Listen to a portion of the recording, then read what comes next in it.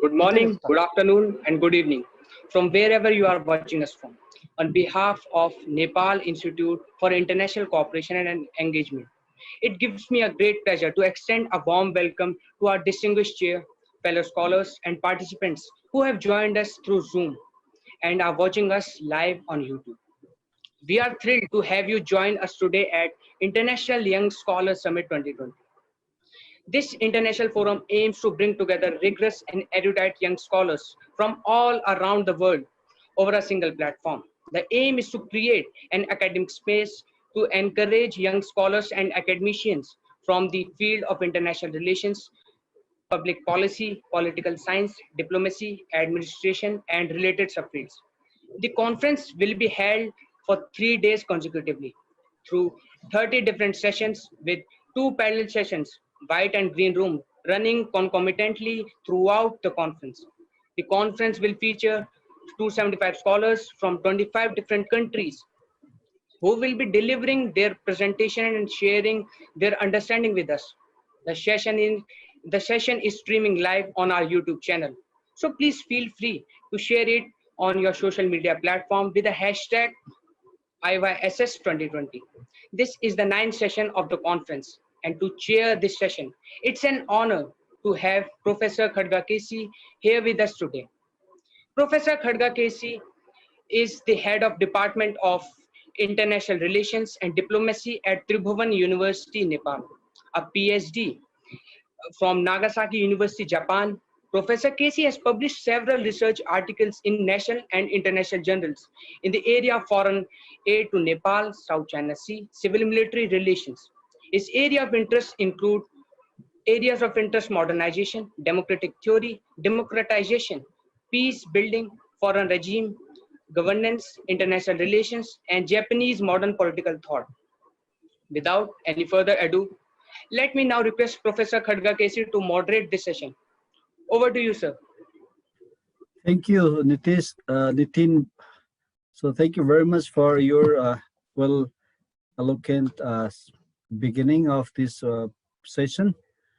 It's my great pleasure to have chaired this session, and thank you very much, Dr. Pramod Jaiswal, NAIS. So I remember some 21 years ago when I was a participant of Young Scholars in Sri Lanka, RCSS. Those days, Regional Center for Strategic Studies, it was it was a really vibrant academic initiative started by RCSS from Colombo, and many South Asian scholars below 35 years. We used to assemble every year, either in Sri Lanka or in Dhaka, Kathmandu, and Delhi. So that has made we people become almost very close and plus to 50 when we were those days of 20 plus, and probably many of us have are now still connected with each other. So RCSS was really kind of catalyst to produce academic knowledge and academician in South Asia in 90 late early 2000.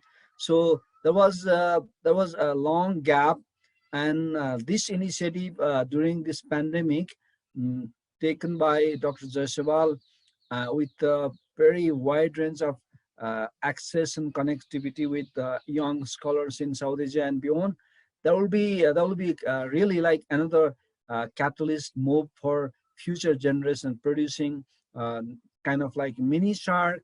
There are friends beyond South Asia, from Russia, from Central Asia, or East Asia, Eastern Europe, and many parts of the globe.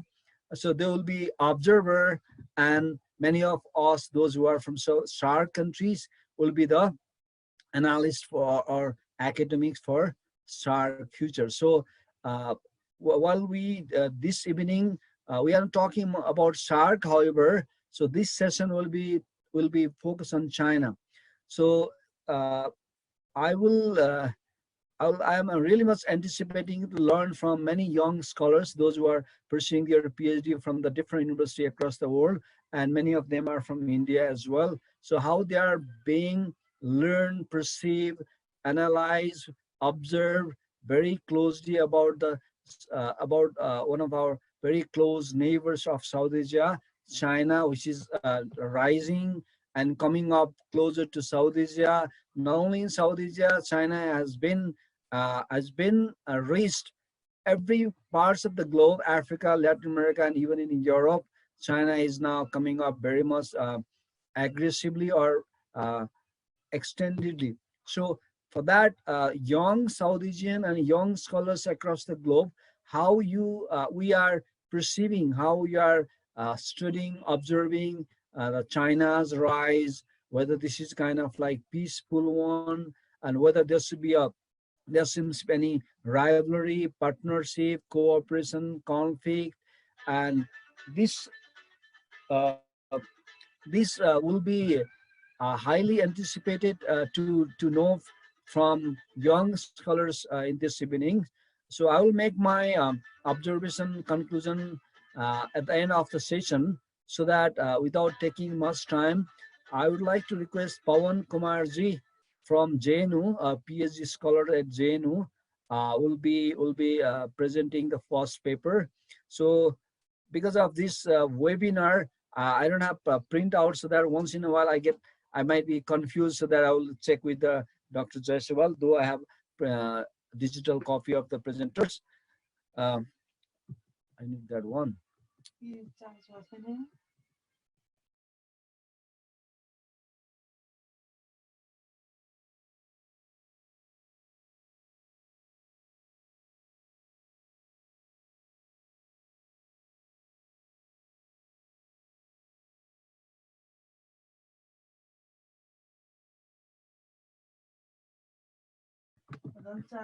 तो भनेको mood off चाहिँ फेरि चाड भन्नु भन्नु भइहाल्नु बरु. Okay, Pavan Kumar, a PhD candidate from JNU. So I would like to request him to speak. Pramodji, how much time we have to avail for the speakers? It's not mentioned there.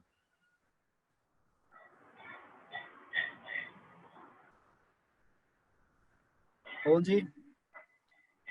So 10 minutes, or how much time we have to avail for the speakers? Sir, 8 minutes. 8 minutes per speaker.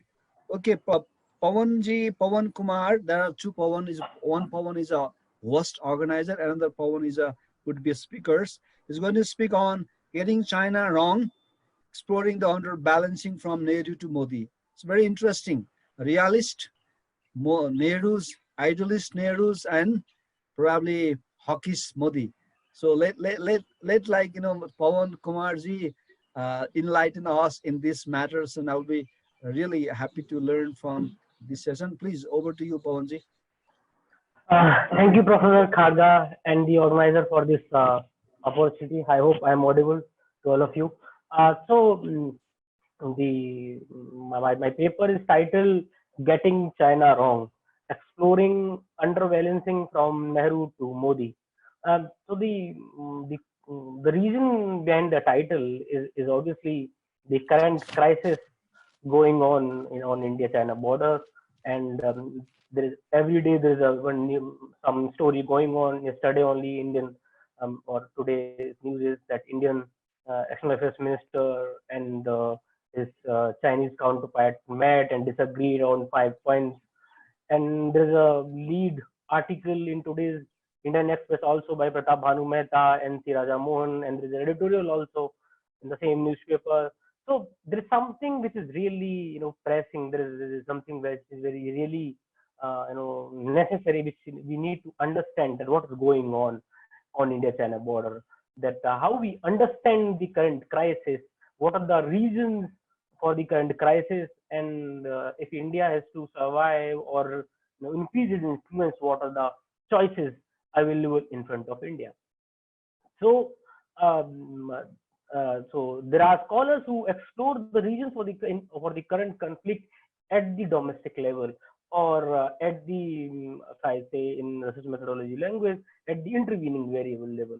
They argue that India's abrogation of Article 370 is one of the cause that China is behaving offensively, or some argue that Chinese offensive behavior is linked to Indo-US close ties.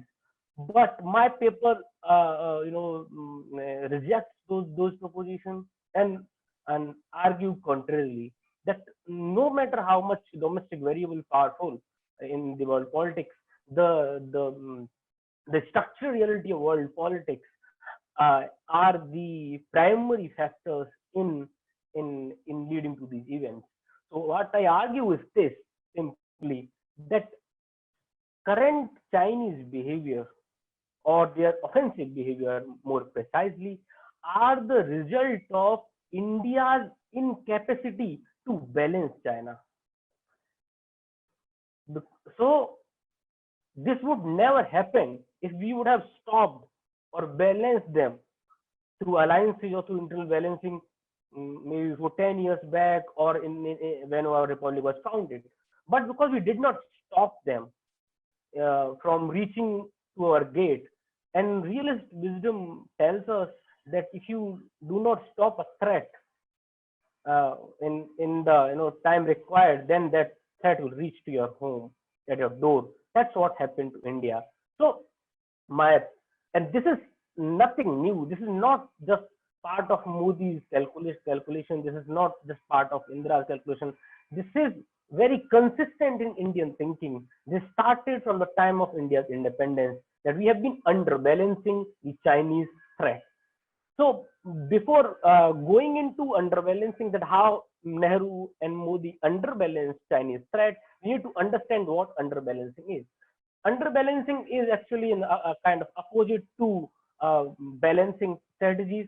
So underbalancing is kind of bandwagoning, where a threatened state bypass or distance or hide or wait or appease and take ineffective half measures to deal with this threat.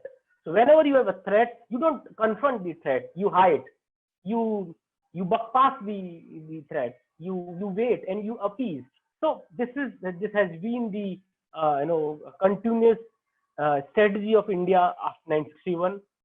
So normally, generally, underbalance occurs when the state does not balance or does so inefficiently in response to a dangerous and unappeasable aggressor, and the state's efforts are essential to deter or defeat it. In this case, the underbalancing state brings about a war that could have been avoided, or makes the war more costly than it otherwise would have been. So underbalancing is essentially a theory of mistake. When the state underbalances, it either misperceives the intention of the rising power as more benign than they in fact are, or if they correctly perceive the threat, they do not adopt prudent policies to protect itself for reasons of domestic politics. So this is what underbalancing is. So what I argue, that both the prime ministers, Nehru and Modi, have been following this. So to prove this, that India has been underbalancing, I'll go to the Nehru period. So Nehru, so I'll bring three cases. One is the case of Tibet, recognition of Tibet. Other is Korean crisis, and the other is admission of PRC in China, admission of PRC in US.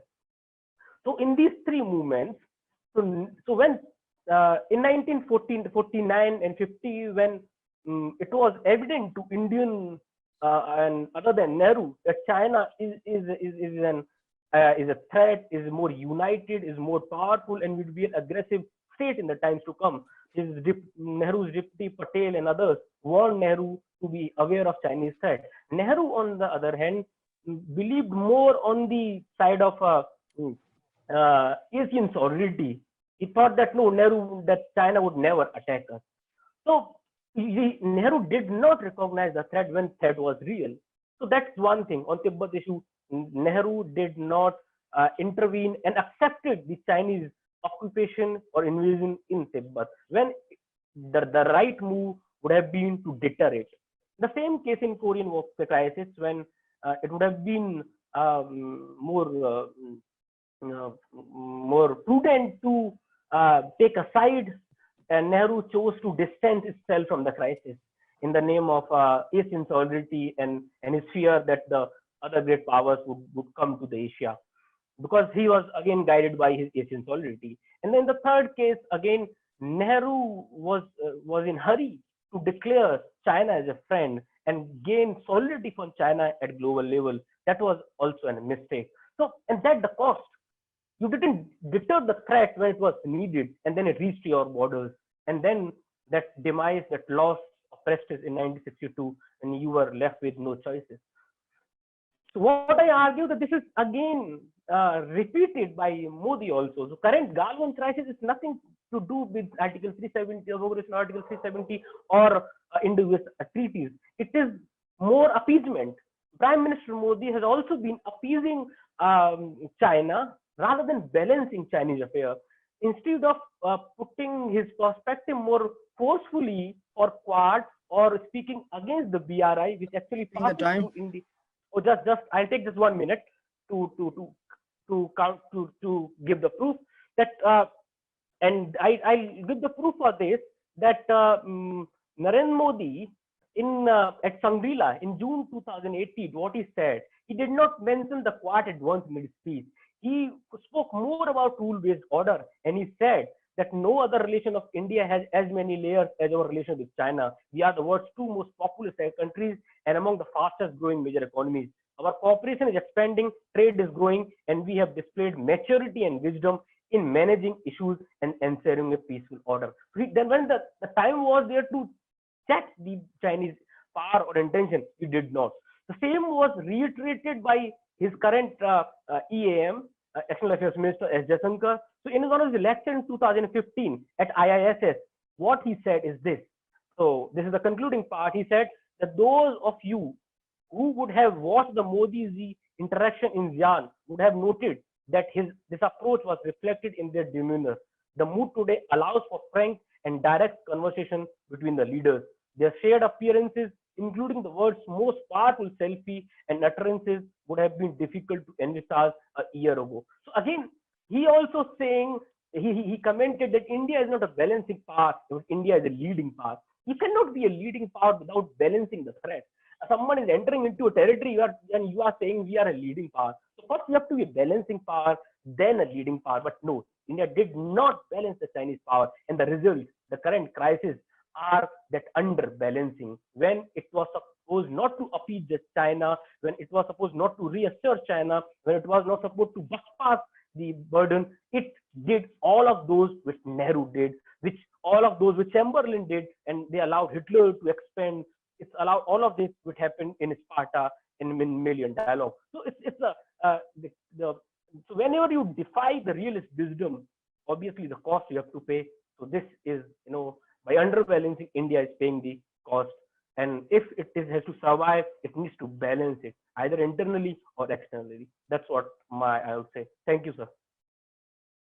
Pavan, you're very academically, you try to interpret your Indian foreign policy and India's, China's contemporary relations and the evolution of the relations since after independence. However, we will.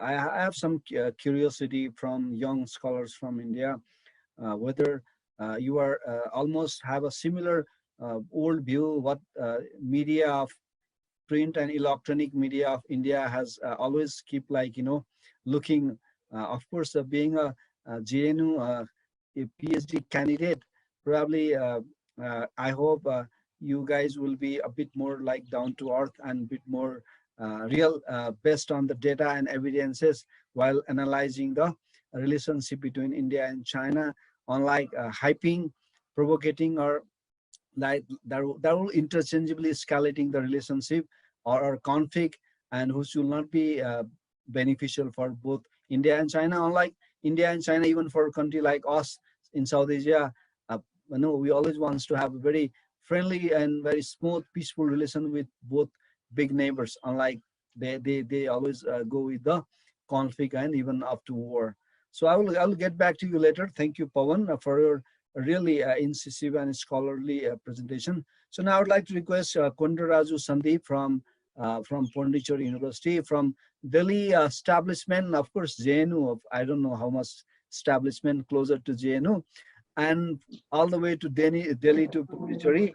And Sandeep, you will speak about uh, decline of the US-led global affairs and rise of China's realpolitik. It's very interesting topics. Yes. From Pondicherry is also one of the very leading academic institution in IR. I have been there, and then I know some of the faculty professors. So please be limit with your time, given 8 minutes time, and Sunil Mishra, one of our students, will keep the time. Sunil, please try to keep record and alarm you are speakers limit. Okay, Yes. please Okay. over to you, Kondaraju, Sandeep. Thank you, Chair. Greetings for the participants. Coming to my presentation, the article deals with the decline of US and the rise of China's realpolitik. During the end of World War II, the obligatory superpower sensed many shocks from the Indochina, Middle East, now escalating its struggle with uh, escalating his struggle with Venezuela, South China Sea, etc. IR scholars are keenly noticing about the um, uh,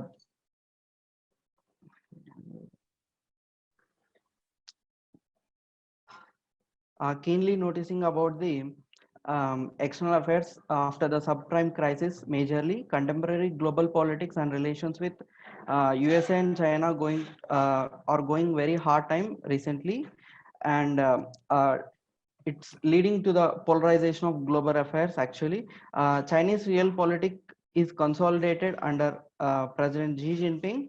He's re-engineering the ideas of founders with contemporary global aspirations.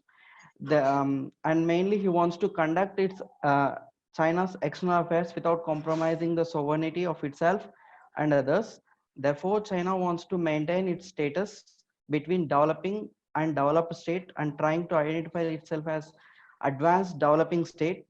The present order is no longer to take what used to be. China's rise is not a new, but um, history of international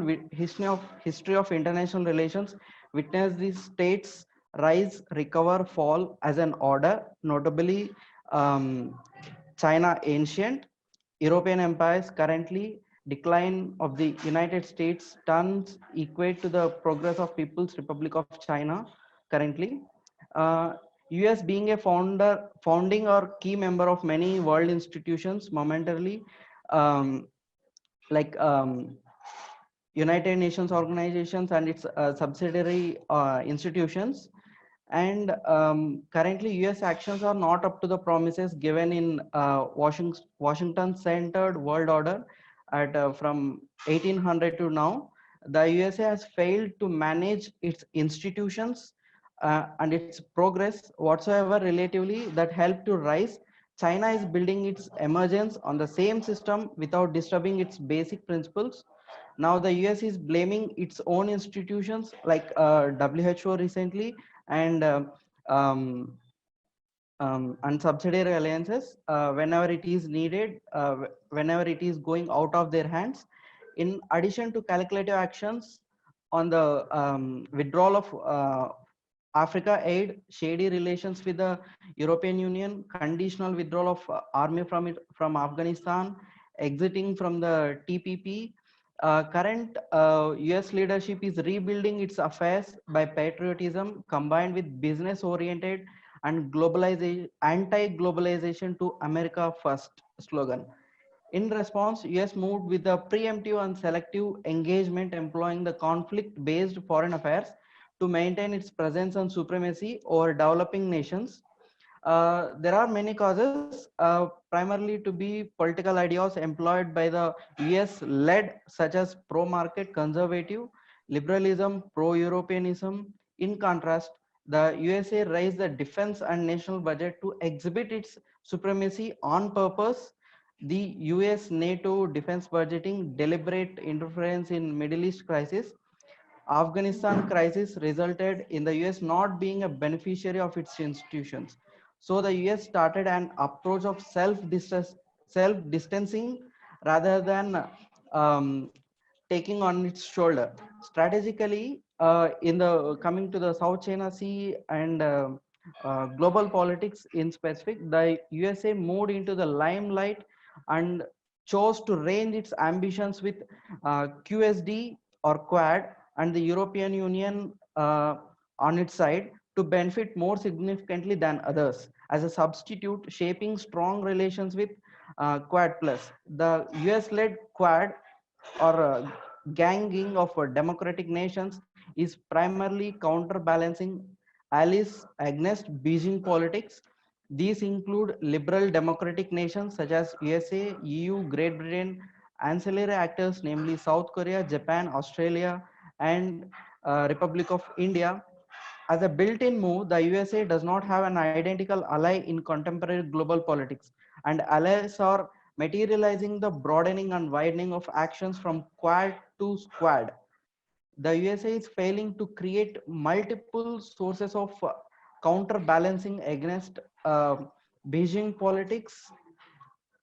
For example, the USA is deliberately pacifying sub-regional groups, uh, not importantly like non-alignment movement has to be attended by the Prime Minister, but represented by the Vice President of India, and trying to activate its adventurous cordial relationship with US, Israel, and UAE while working hard to raise About 3 minutes, multiplayer issues. Sandeep. Okay, sir. Please wrap up in 3 minutes. Multiplayer issues as part of supporting Great Britain, Hong Kong pro-democracy leaders, even out of its reach. And the People's Republic of China has experienced many rises and falls in assessing their fortune over 5,000 years of uninterpreted saga.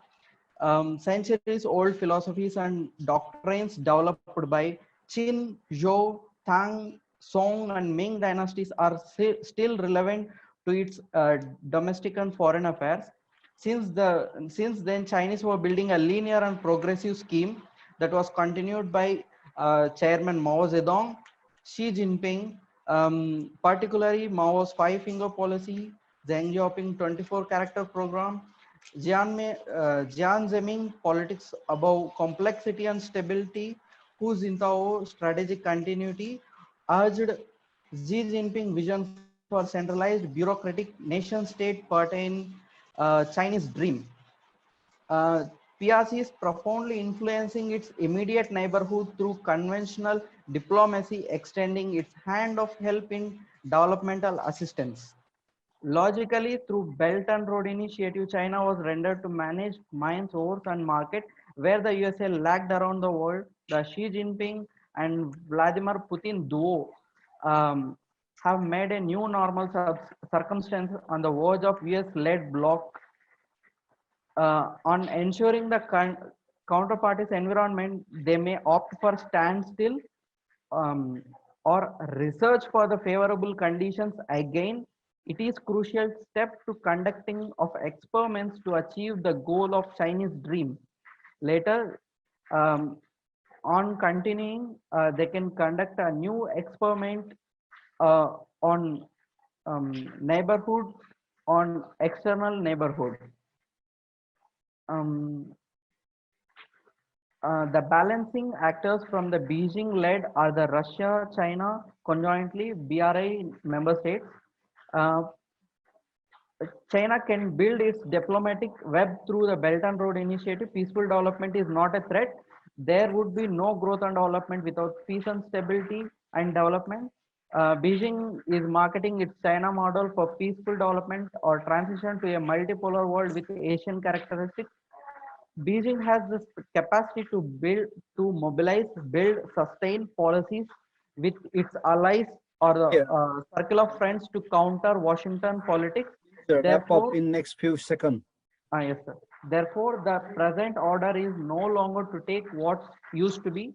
China under Xi Jinping wants to bring back the glory of ancient China and the aspirations of its founders. China's rise is not a new. Yes. Thank you, sir. Thank you so much, Sandeep.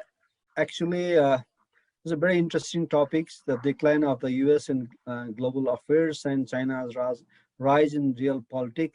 I just wanted to know one, at the end, you can uh, let us know actually how like China, American relations with her ally, very traditional ally, how China, US, her ally relationship are coming up. That Um, largely like even if they do develop IPS and Quad, so probably US EU relations, US like other European powers, despite even Australia also she's somehow once in a while reluctant to be a proactive member of Quad because of her over dependent economy with China. So that these reason these like indicators can be analyzed as a decline of the US in our own courtyard, or mean that where she has a very traditional sphere of influence. So that part please try to like share your opinion at the end after we'll be done with the presentation. So now let me yes, sir. request friend from Cambodia, Chin Sopanha. She will talk about uh, he or she. Sometime we he probably he is he. So he will talk about the factors that led to South China Sea disputes.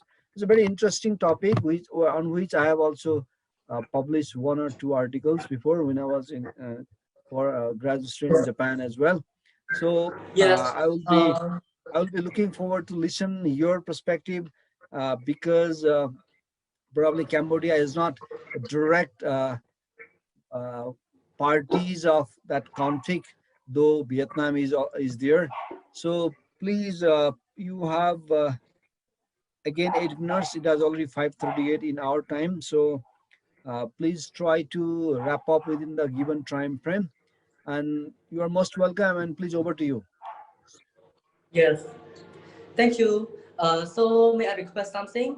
May I share the slide? Sure, of course, appreciable. I have sent the slide to you. Sure, For sure. me, right We'll now, I use share my it. phone. Just a second. Yes.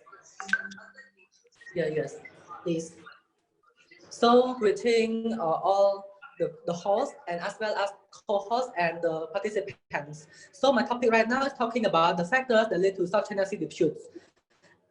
Next slide, move to the next slide. Here is our content. Please, can you have click this on the slide and move to the next slide, please? Is anyone helping Please, him, or are you sharing yourself? can you move to the next slide? Please select next slide, slide 2 at the side, and it will be changed. Those whoever is handling. I think you can share yourself. Unlike probably I cannot do that. Yes. So here is our content discussing about the purpose of research, sources, keywords, data. As we can see, here is our content. Move to the next slide, please. Next slide. The purpose of research is I want to explain about the geopolitical conflict across the South China Sea and the conflicting points. As you can see, it indicated on Scarborough Islands, Hainan Islands, Spratly Island, as well as the Paracel Island, as pointing on the pictures as you can see in the slide. Move to the next slide. And the keyword that I want you to focus on, such as EEZ, it represents for Exclusive Economic Zone, and it has it includes 200 nautical miles from the shore of the sea from any countries surrounding South China Sea. And the UN clause stands for United Nations Conventions on the Law of the Sea. It turned into force in 1994, and it signed by 60 signatories. And SCS simply stands for South China Sea. Here's our introductions. According to geopolitical connections, South China Sea is bordered to many countries such as Taiwan, China, Malaysia, Indonesia, the Philippines, and Vietnam. The main critical issues are happening along many islands, like as Paracels Island, Scarborough Island, and current activity in order to set up the military base for China in order to counter the US and as well as many enemy of them. The international interventions shall be streamlined the disputes, but China is still asserting its national claims that lead to complex resolutions for both regional and international organizations. As we can see, the case of South China Sea cannot be solved by ASEAN as the regional entity, as well as the UN as the international entity, the big international entity. So move to the next slide. Here is our thesis statement. We strive to answer three main questions. What are the factors that lead to South China Sea dispute? And here we stress on three main points. The first point is about economic competitions or interests. The second is about China's dominations on its own national interests based on historical values. This means like China is focused on its historical events in the past without thinking of the law created by the United Nations, as mentioned, UN clause. And the third one is about the mainstream or security interests among all claiming states in the South China Sea. So move to the next slide.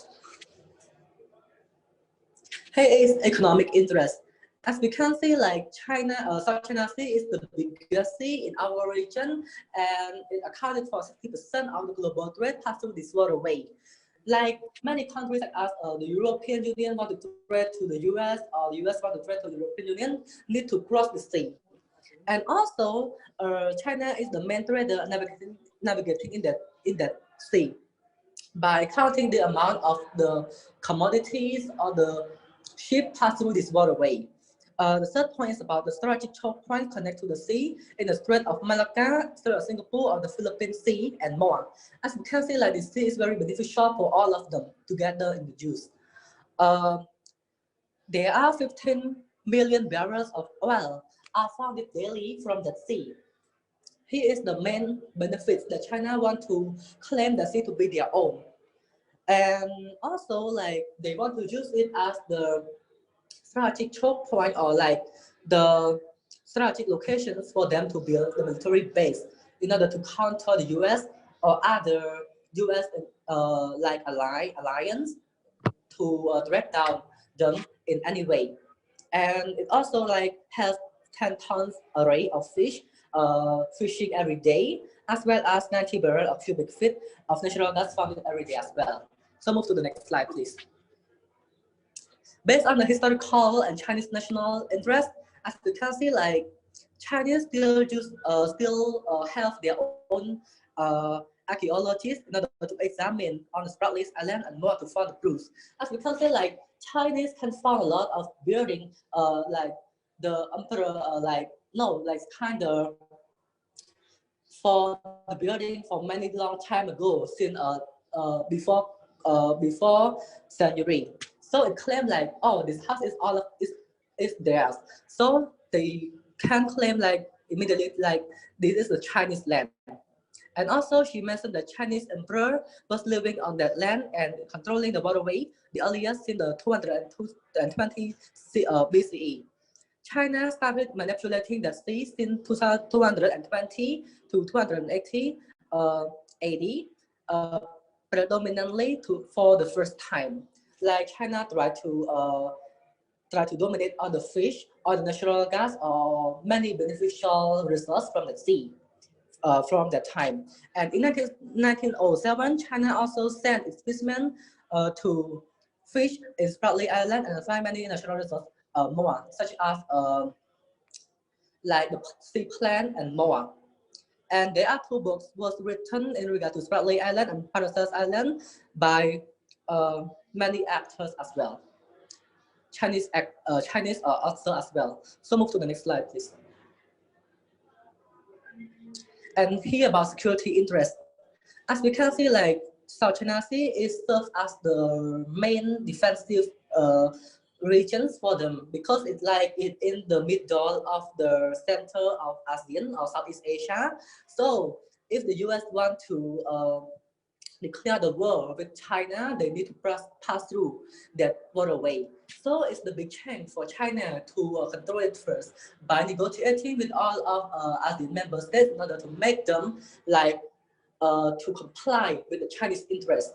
But most of them like not allow Chinese to do such like the cruel action in that sea. So they need to counter Chinese influences. And they propose a lot of activity regarding to security fields for China, such as building military base on that land. And it was against by Vietnamese entity in the Philippines as well as Taiwan. And also they also take the actions by brought military arms from the US, as well as for many international actors to help them to destroy the military base building by China on those many artificial islands in the South China Sea. And one more thing is about the constructions of artificial islands. So by this, also about economic interest as well. They let their people to live in that to make the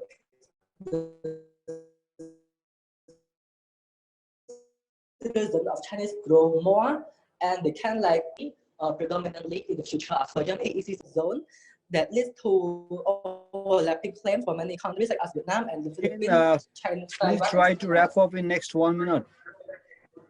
Yes, so move to the next slide, please.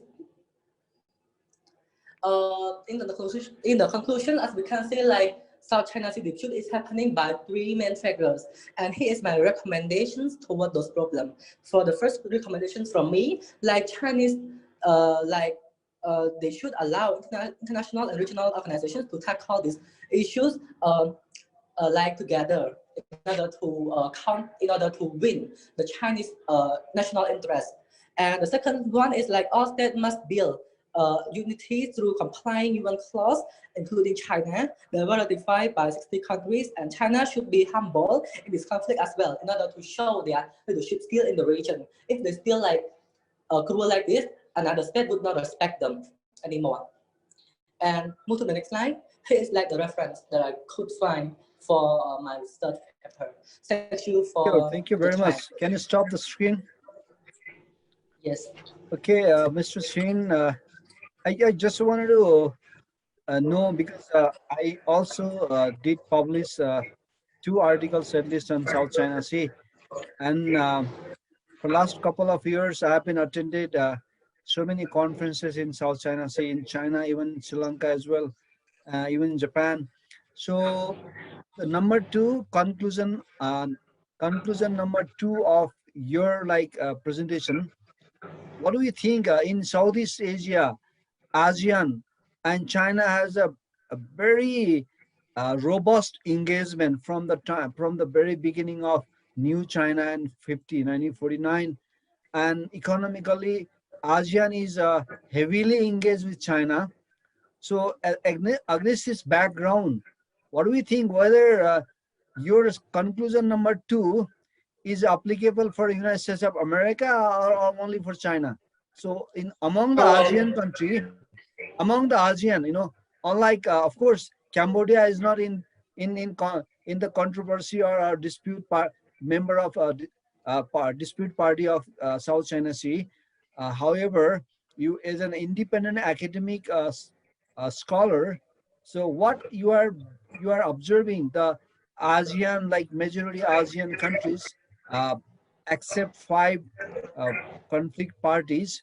So what is their opinion, the American role in South China Sea? Of course, Chinese, you rightly pointed out about UNCLOS, and even more than that, China has not obliged with the ICJ after 2014. So that was one story. So on the other hand, how far American close eyes in South China Sea is justified, or whether there is UNCLOS, whether there is any EEZ, contiguous zone, exclusive economic zone, Nothing works for United States of America and South China Sea.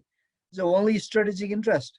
So being a researcher, I think you need to explore probably that part in your research while you will undergo your research. So I just wanted to know American role in South China Sea. Which is a very possible outbreak of war, even hard war between United States of America and China. So it has become really much like very location of conflict, dispute of both like upcoming rising global power and the established major superpower. So this is just my like curiosity to presenter Chin. So you can share if time allows at the end. So now I would like to request another young scholars from Pondicherry, Jelvin Jose. So he's unlike China, he's going to speak about France, Sino-French relations. It's a very interesting. During the Cold War, France was largely strategically closer to Soviet Russia, being a Western European countries, and at the moment also India itself also buying sophisticated weapons from France. So amid this strategic like balancing and counterbalancing, so Jelvin is talking about China-French relations and solving the two choppy waters. So probably is kind of like the sea naval affairs. So please, Jelvin, you over to you. We are looking forward to hear from your part. It's very interesting new discourse. China and France, they were never close during the Cold War. Even today, seems not. Sometime in UN Security Council, they seem very close, while betraying against some power. Otherwise, I'm really much exciting to hear from you, Jelvin. So am I audible? Okay. Please. My topic of presentation will be Sino-French relations. Can you up the volume of your microphone? Probably somewhere else volume is lower. Sir, am I audible? Yeah, it's audible, so it would be better if you up your volume. Sir, is it okay now? Yeah, that's perfectly fine. Now. Today I'll be discussing the topic Sino-French relations sailing in choppy waters, and I will be focusing on the events since 2000, and this topic of the bilateral engagement between Paris and Beijing is widely underexplored. And I felt this topic is really interesting because if I am asked to define this relationship in single sentence, I will say this is a coexistence of cooperation and conflict of interest. Because I will explain this through the following events from ranging from 2000 to 2020. And the France and Beijing have a robust cooperation in many spheres, and at the same time they are simultaneously engaged in verbal fight and conflicts. The Sino-French relations, as we all know, started from 27 January 1964, and coming to the 21st century, in 2004, both countries engaged in global strategic partnership. And later in 2013, both countries signed a high-level economic and financial dialogue to discuss the financial matters. In 2017, both countries signed another exchange called high-level dialogue on human exchange to discuss cultural and scientific cooperation between both countries. And it is most interesting to mention the visit of Hollande, the former French president, in 2013. It was his first bilateral visit, and in that visit, France secured the deal to supply Airbus flights to the Chinese aviation sector. Besides that, he also signed an agreement for the bilateral cooperation in civil nuclear sector. In line with this, the EDF, the state-owned EDF of France, and the China General Nuclear Company engaged in a mutual business in UK nuclear sector. Following this, in 2015, Mr. Hollande again visited Beijing for his second bilateral visit. Most interestingly, that was a time the world was going to attend the Paris Climate Treaty, and the support of Beijing, which is the world's largest greenhouse gas emitter, was inevitable for France for the success of the climate treaty.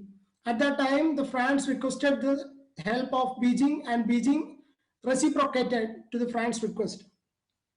But following the Emmanuel Macron visited France, Beijing in 2019. At that time, most interestingly, China and US was engaged in a mutual trade war.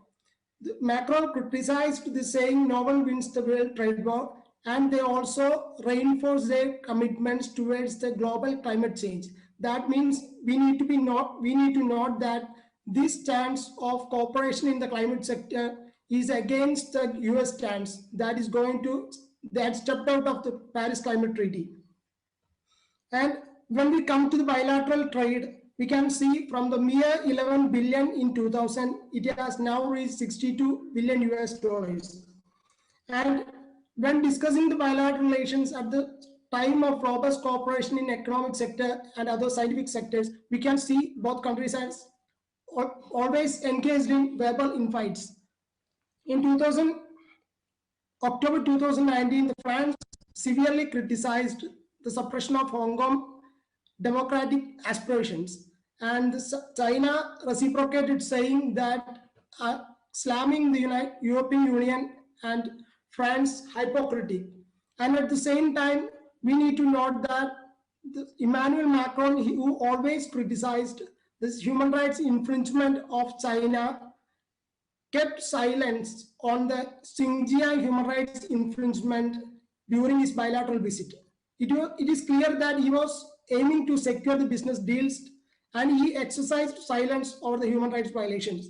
But at the same time, it is to be noted that France in July 2020 argued to conduct a UN inquiry into the human rights violations at Xinjiang. This is to be noted, and it is very important. And following the enforcement of Chinese national security law on Hong Kong, following many of the European nations, France cancelled or suspended their extradition treaty they signed with Hong Kong. At the same time, we need to look into that. When many of the European states refused to sign an extradition treaty with China because of its legal framework and authoritarian rule, France and China got engaged in an extradition treaty in 2015. And it is clear that while they are having conflict on various issues, they want to maintain the economic cooperation. They want to reap the fruits of economic cooperation. This is very interesting. And at the same time, the Taiwan is a very another significant element when discussing the bilateral relations between the France and Beijing. And in 1991 and 1992, Paris supplied the warships and Mirage 2000 fighter jets to Taiwan. It was despite of the opposition from Beijing, which viewed it as an infringement of its one-China policy. And then Beijing ordered the France to shut down their consulate in China.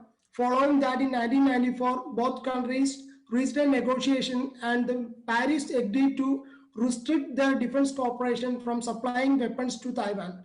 And at the same time, it is to be very important that in the current environment, the row over the defense supply has re-emerged, because Taiwan is now going to avail the defense missile system from France to its warships, which it procured from France in 1992.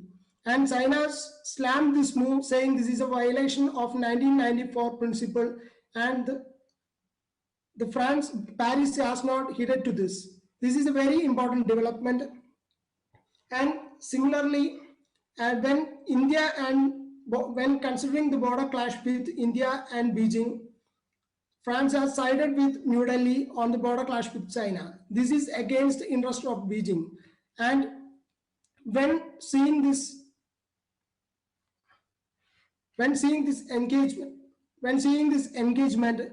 Beijing is New Delhi is receiving the sophisticated weapons from France, which is against the interest of Beijing or China. So that we can see both countries want to maintain the robust economic interaction. At the same time, they have conflicting interest on the worldview and the ideological standpoints and the global values. So this is a most interesting thing that these countries want to maintain the economic cooperation, but at the same time have conflicting interest. So my conclusion is that Beijing and France want to maintain their economic cooperation. At the same time, the France does not want to engage in an all-out war with Beijing because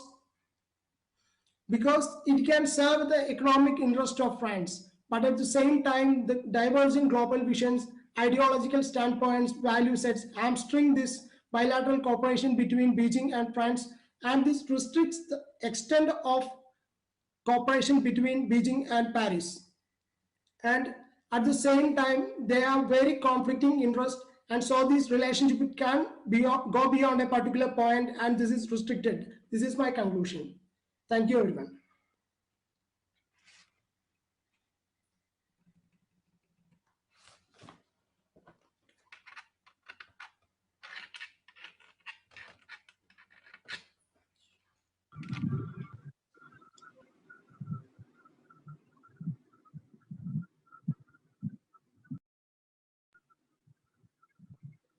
You are on mute, sir.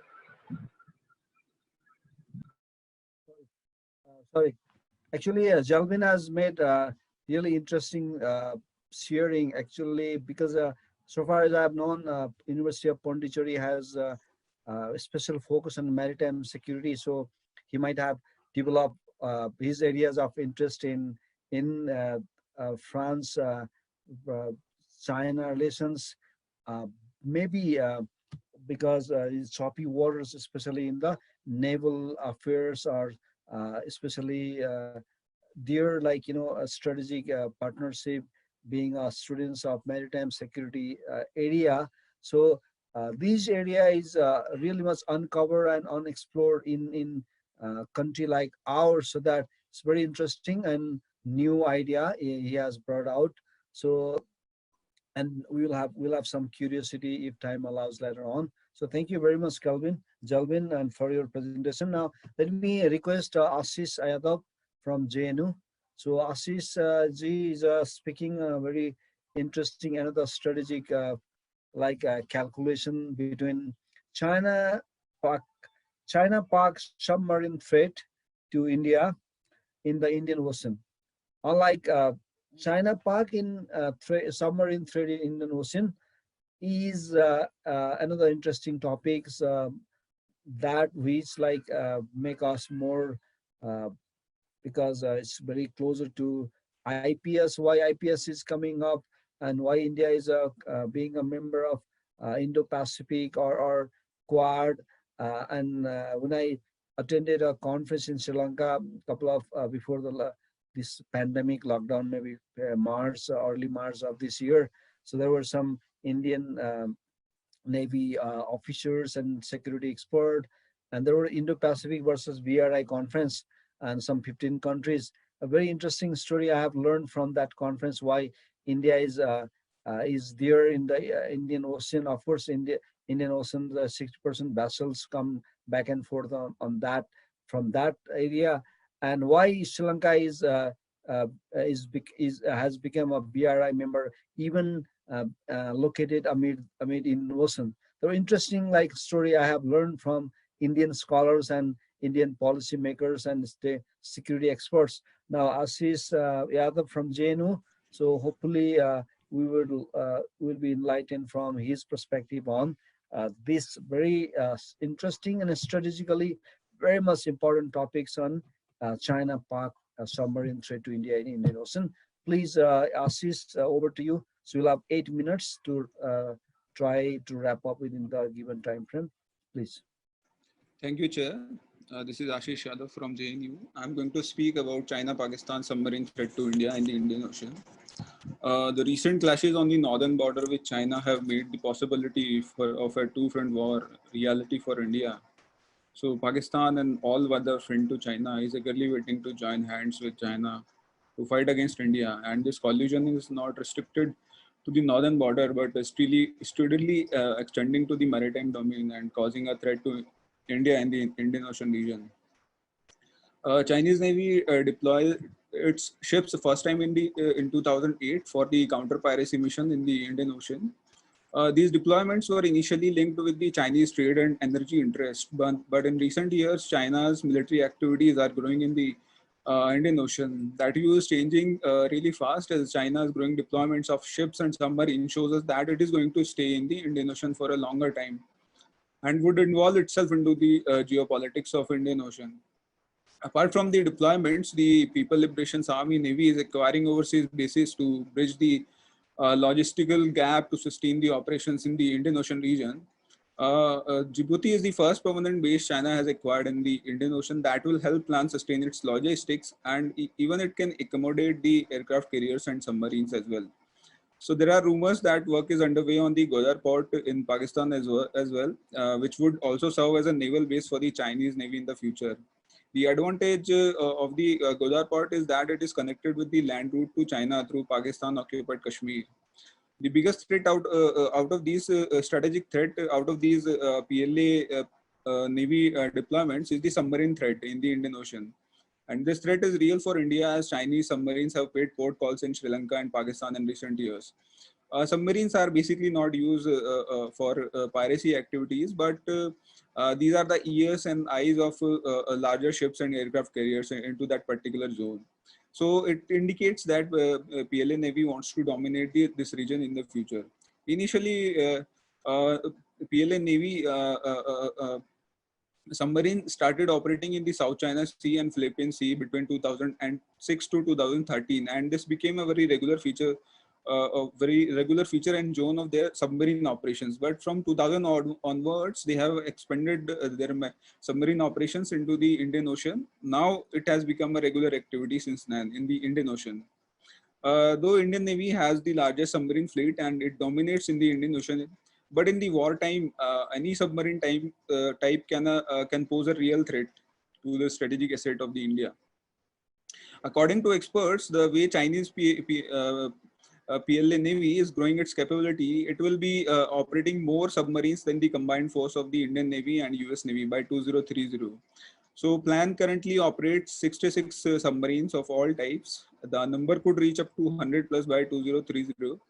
And China is also planning to launch its next generation type 095, which is more advanced and it provides a stealth feature that can be deployed for the most extended mission in the Indian Ocean and the Pacific. On the other hand, China is helping Pakistan to build its non-existence navy to further complicate this scenario for India and the Indian Ocean. Pakistan is expanding and modernizing its submarine fleet, which includes X-craft midget submarines and new patrol submarines from China, which can be used against the west coast of India in its covert operations. What against these threats, what India has done in recent days, Indian Navy has been on the constantly high vigil, patrolling all important straits and choke points to counter this combined threat of deployments of Chinese and Pakistan submarines. It has changed its operating procedures and growing its capability in the Indian Ocean. Recently, Indian Navy has acquired P-821 maritime patrol aircraft, which has enhanced the surveillance and long-time anti-warfare submarine warfare capabilities. And submarines have been in the recent standoff. Submarines have been forwardly deployed to the Andaman and Nicobar Islands to assess our own capability in the forward zone and to check on the Chinese submarine activities. So Indian Navy has been really successful detecting all the Chinese submarine deployments in the Indian Ocean. Where India is lacking, basically, there are some gaps evident in the anti-submarine warfare capabilities. Indian Navy is operating its conventional submarines, which are 3 decades old, basically. So it requires new conventional submarines and also the nuclear powered submarines. It also lacks in anti-submarine helicopters capability. So India should really need to develop a credible anti-submarine warfare capability in the Indian Ocean. Second problem with the Indian Navy is that its share in the defense budget is very low and continuously shrinking, which creates hurdle in modernizing efforts and pushing back the Chinese and Pakistani designs.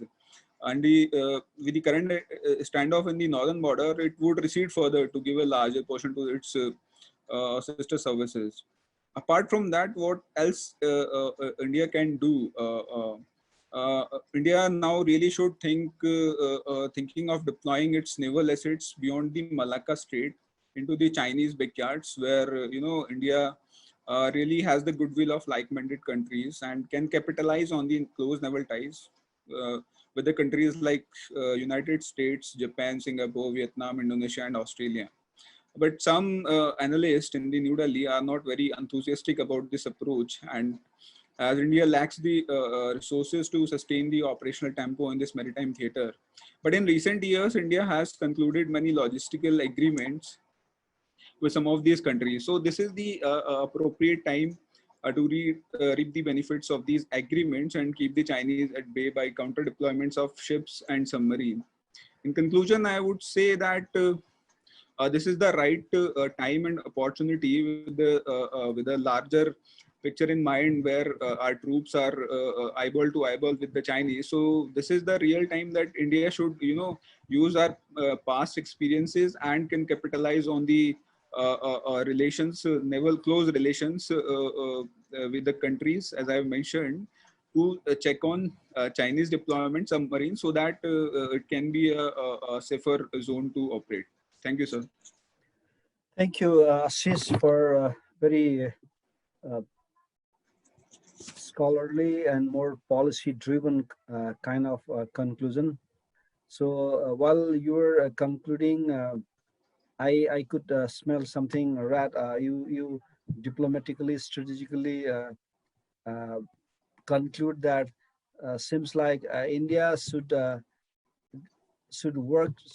develop partnership with beyond South Asia, external powers, external forces, even United States of America, to cope up the coming of like rising or aggressively coming of Chinese engagement in South China, Indian Ocean. So of course that I somehow could like smells while you were making your conclusion. So of course strategically that is your like discourse in social science. No, this is your conclusion, and some other have another conclusion. That's the social science, so that there is no universal truth, however. So I just would like to know more, if you will have time at the end, later, after the after wrapping up all this presentation, whether India is really like wanting to have a very proactive engagement with United States of America in even in Indian Ocean. So that's what like India is aspiring for at the moment. What do you suggest, being a young academic, young scholars from one of the like very ideal critical school of Delhi? So that I just wanted to know, because to enhance my knowledge gap. So that's only for my personal like starvation of that point and that part of like discourse. So will be appreciable if you can share your opinion later on. So after the presentation will be done. Thank you once again, Ashish, for your very much like down to earth policy driven. Is more like a state centric kind of conclusion you have made.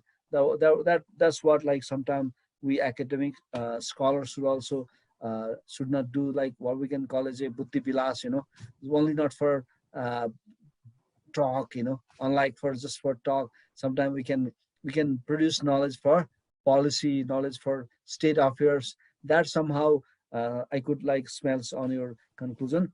Now I would like to request Aleena Joseph from Manipal Academy of Manipal Academy. Aleena will speak on BRI of China and the role of China's public diplomacy in ASEAN countries. Very interesting. Aleena from MA in Geopolitics and IR from Manipal. So, Act East, India's policy is now in like Modiji's era. So amid this Act East, India's foreign policy. So how like young scholars, young students like Aleena, Joseph observed China's public diplomacy in ASEAN. That will be very interesting presentation. Please, Aleena, over to you. Thank you, sir. Thank you for that. Hello, everyone. I hope everyone is safe during this pandemic. So I'm here to present my paper on Belt and Road Initiative of China and the role of public diplomacy in ASEAN countries. Are my slides visible? Yeah, please. Okay. So talking about the changing world order, like when you take different time periods, we can see that the world order is different, right? Like either there is a unipolar world order or a bipolar or a multipolar world order. And according to my perspective today, what I see is more of a multipolar world. And in that world order, China's growth is very commendable, right? And talking about China's growth again, when China claims its growth to be more of a cooperative sort of way, more of harmonious way, countries like US, US, India and all, we consider it to be more of in a competitive manner, right? And when you talk about China's growth again, we will have to mention about Belt and Road Initiative, which obviously connects Africa, West Asia, Central Asia, Southeast Asia, and Europe. And when you consider the regions like Africa, West Asia, and Central Asia, we see that there are a lot of, these regions have a lot of resource richness and they have a geopolitical importance to these regions because some of the regions in Africa are still yet to be discovered and all. Like they have a lot of resource there, so that is there. But what about Southeast Asia? Apart from being a part of Indo-Pacific region, like does Southeast Asia have any particular importance to China, or does it hold any more importance other than the other countries in this Belt and Road Initiative? Well, according to different scholars, they have argued that China really wants to maintain this good neighbor image towards the ASEAN countries and also to the Southeast Asian countries as such. So that is a big motive for China to also implement China's public diplomacy more to the ASEAN countries or Southeast Asian countries as such, along with the Belt and Road Initiative. So moving on, we're going to talk about China's public diplomacy and Belt and Road Initiative in ASEAN countries. When you consider China's public diplomacy, we can see that China has a specific strategy behind public diplomacy towards each country. And it is the same with ASEAN countries too. And public diplomacy with ASEAN countries began at regional and bilateral levels as strategic partnerships from mid 2000s, and the role of Confucius Institutes. Okay, here I would like to mention that when many of the countries in the international arena were thinking much seriously about public diplomacy, China wasn't thinking that serious about public diplomacy. Yeah, they had a lot of government institutes like the Confucius Institutes happening, but other than that, they were not that serious about public diplomacy, or they never valued the idea or concept of public diplomacy as such. And the Confucius Institutes, I'm not saying that they did a bad job, but they actually did a lot by increasing the Mandarin proficiency among the public, and also they promoted different business relations also. And this happened with the ASEAN countries too, since I'm taking the ASEAN countries on point here. Well, talking about China-ASEAN relation, there is this very mentioned metaphor about David and Goliath metaphor from the Bible, where actually David is ASEAN countries and Goliath is the China. And this metaphor actually came up from the Western ideology where the smaller countries are being dominated by the bigger ones. And this the using of this metaphor actually kind of reinforces this metaphor also, like this mindset also. But what I see when I did the study is that the 21st century maritime Silk Road, or the BRI, actually kinds of increases the cooperation between China and ASEAN countries.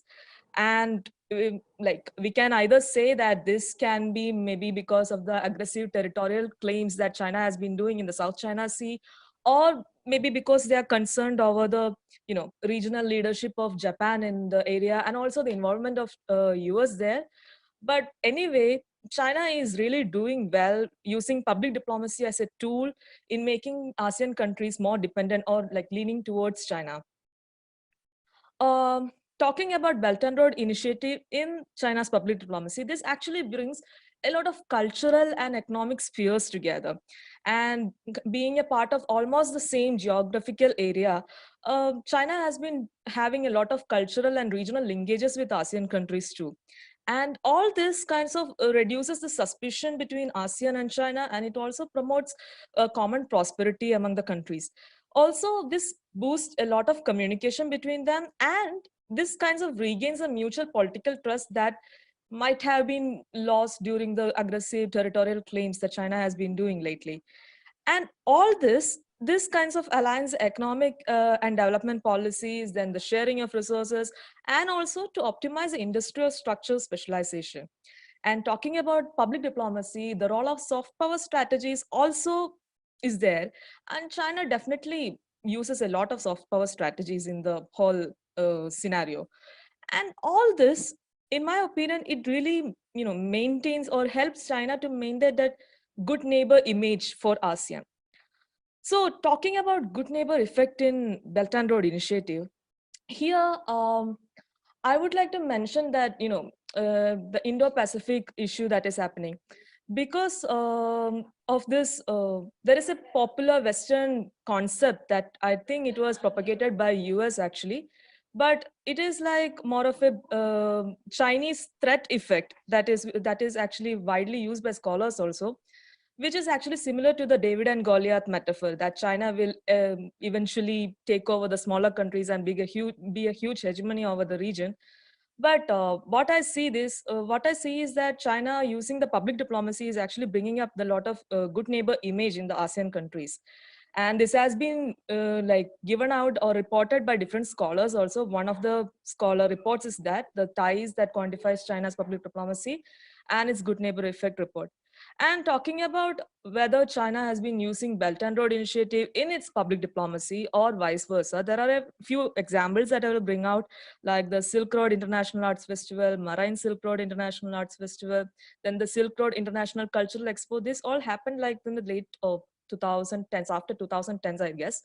Like these are all examples. You have a minute left, so please. Okay, sir. Okay, sir. Okay, yes, sir. Please Okay, sir. Other than Confucius Institute's Chinese private firms are also investing in the whole public diplomacy of China also. And when you talk about my public diplomacy of China with ASEAN countries, China mainly focuses on economic and aid diplomacy along with cultural diplomacy. And apparently, as I said, Chinese have a particular strategy towards each public diplomacy regarding to each country. The country's need are also different, and China is doing very well according to that. And I have this chart over here. We can see 6 segments: economic, cultural, tourism, exchange, resource, and infrastructure. And when you see the economic diplomacy part, out of the all countries, 7 countries from ASEAN are depending on China for economic diplomacy. That itself shows that how much important ASEAN countries find China to be. Like, and then when you talk about all this sector, I would like to also mention about the tourism diplomacy, which is one of the major diplomatical activities that is China has been using. And according to the tourist statistics of ASEAN, after EU, it is China that brings in more tourists to ASEAN countries. So that is a big goal for China, a big goal, or I don't know, yeah, big effect for China actually, like the way they are doing its public diplomacy in ASEAN countries through the BRI initiative. Then there is infrastructure and all, then I think the chart is pretty clear. Please try to wrap up. Yes, sir. So coming to the end note, definitely Belt and Road Initiative is a pure national interest of China. And obviously public diplomacy is used by China as a tool. And whether China is winning the Chinese threat over the good neighbor effect, yes, of course.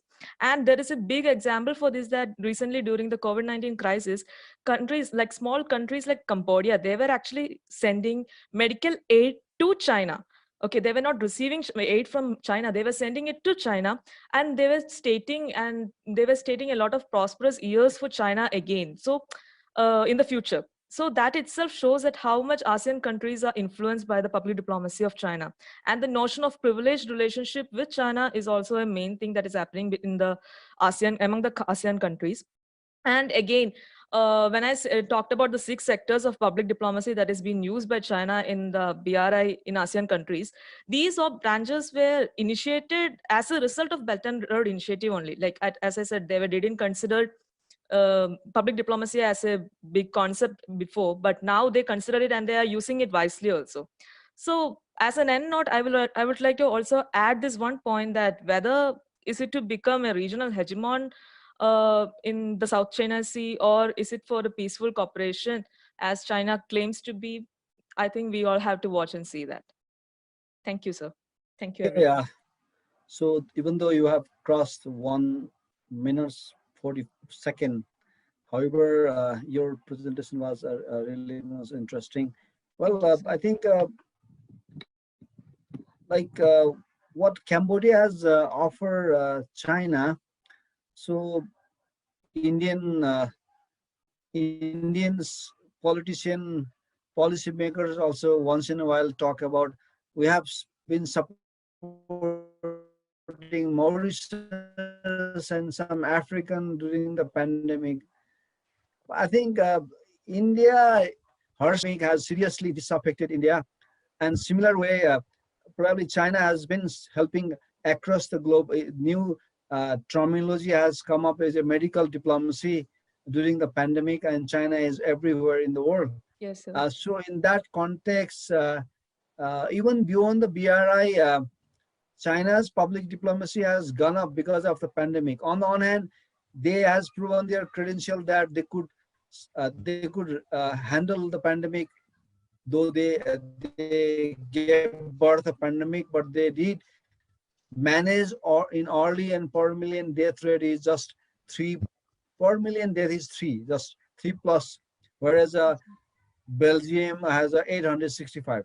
So in that context, they handle pandemic very effectively and early, and in the meantime, their sphere their sphere of influence through medical diplomacy has gone up because of the medical diplomacy. So this is what like China has been doing.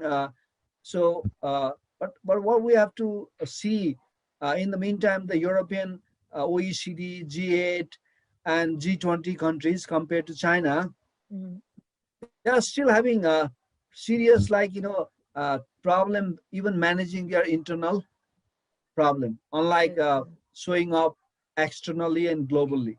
Yes. Even the United States of America sees almost nowhere through medical diplomacy. Yes.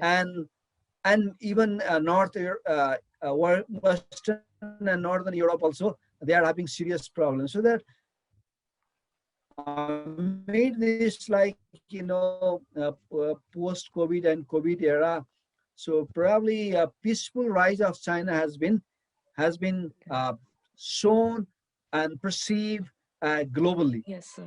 Being an academic, we have to speak very value-free way, unlike value-loaded way. So in that context also, Aleena has rightly pointed out that BRI has brought brought new opportunity for China to broaden, to enhance, to promote our public diplomacy in ASEAN.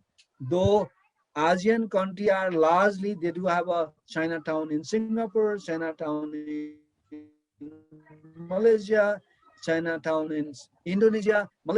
Indonesia and Singapore are almost 90% of traders are from China. You know that Chinese origin businessmen are controlling the economy of 3 of these economic tigers of Southeast Asia. So that I really appreciate Aleena's analysis and her last line of her conclusion also.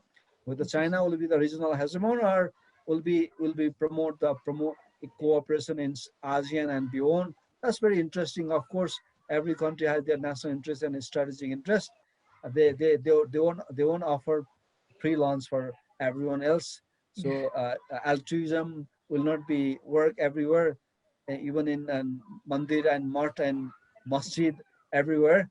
Yes, People sir. offer even to emancipate from so-called PAP, what we call, or for something like spearheading their sphere of influence. So that it's a very interesting presentation. Thank you very much, Aleena.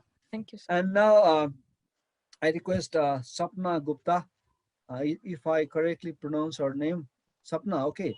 And Sapna from JNU, so she's doing research on China's domestic affairs. We often heard foreign policy is the extension of domestic policy. If we recite that jargons and often cited statement, so how like Hong Kong, a new dimension of uh, internal politics of China. So whether Sapna is one of the like critical school graduate of JNU, so probably maybe there is not only the domestic.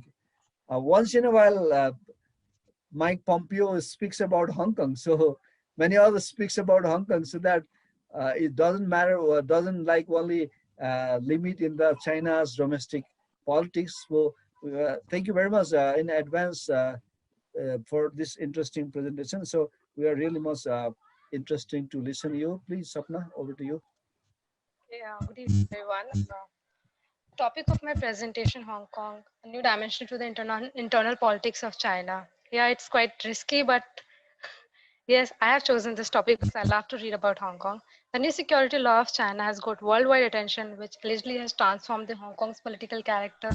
Hong Kong, which was going through the process of democratization, many incidents were happening, like umbrella movement and extradition bill.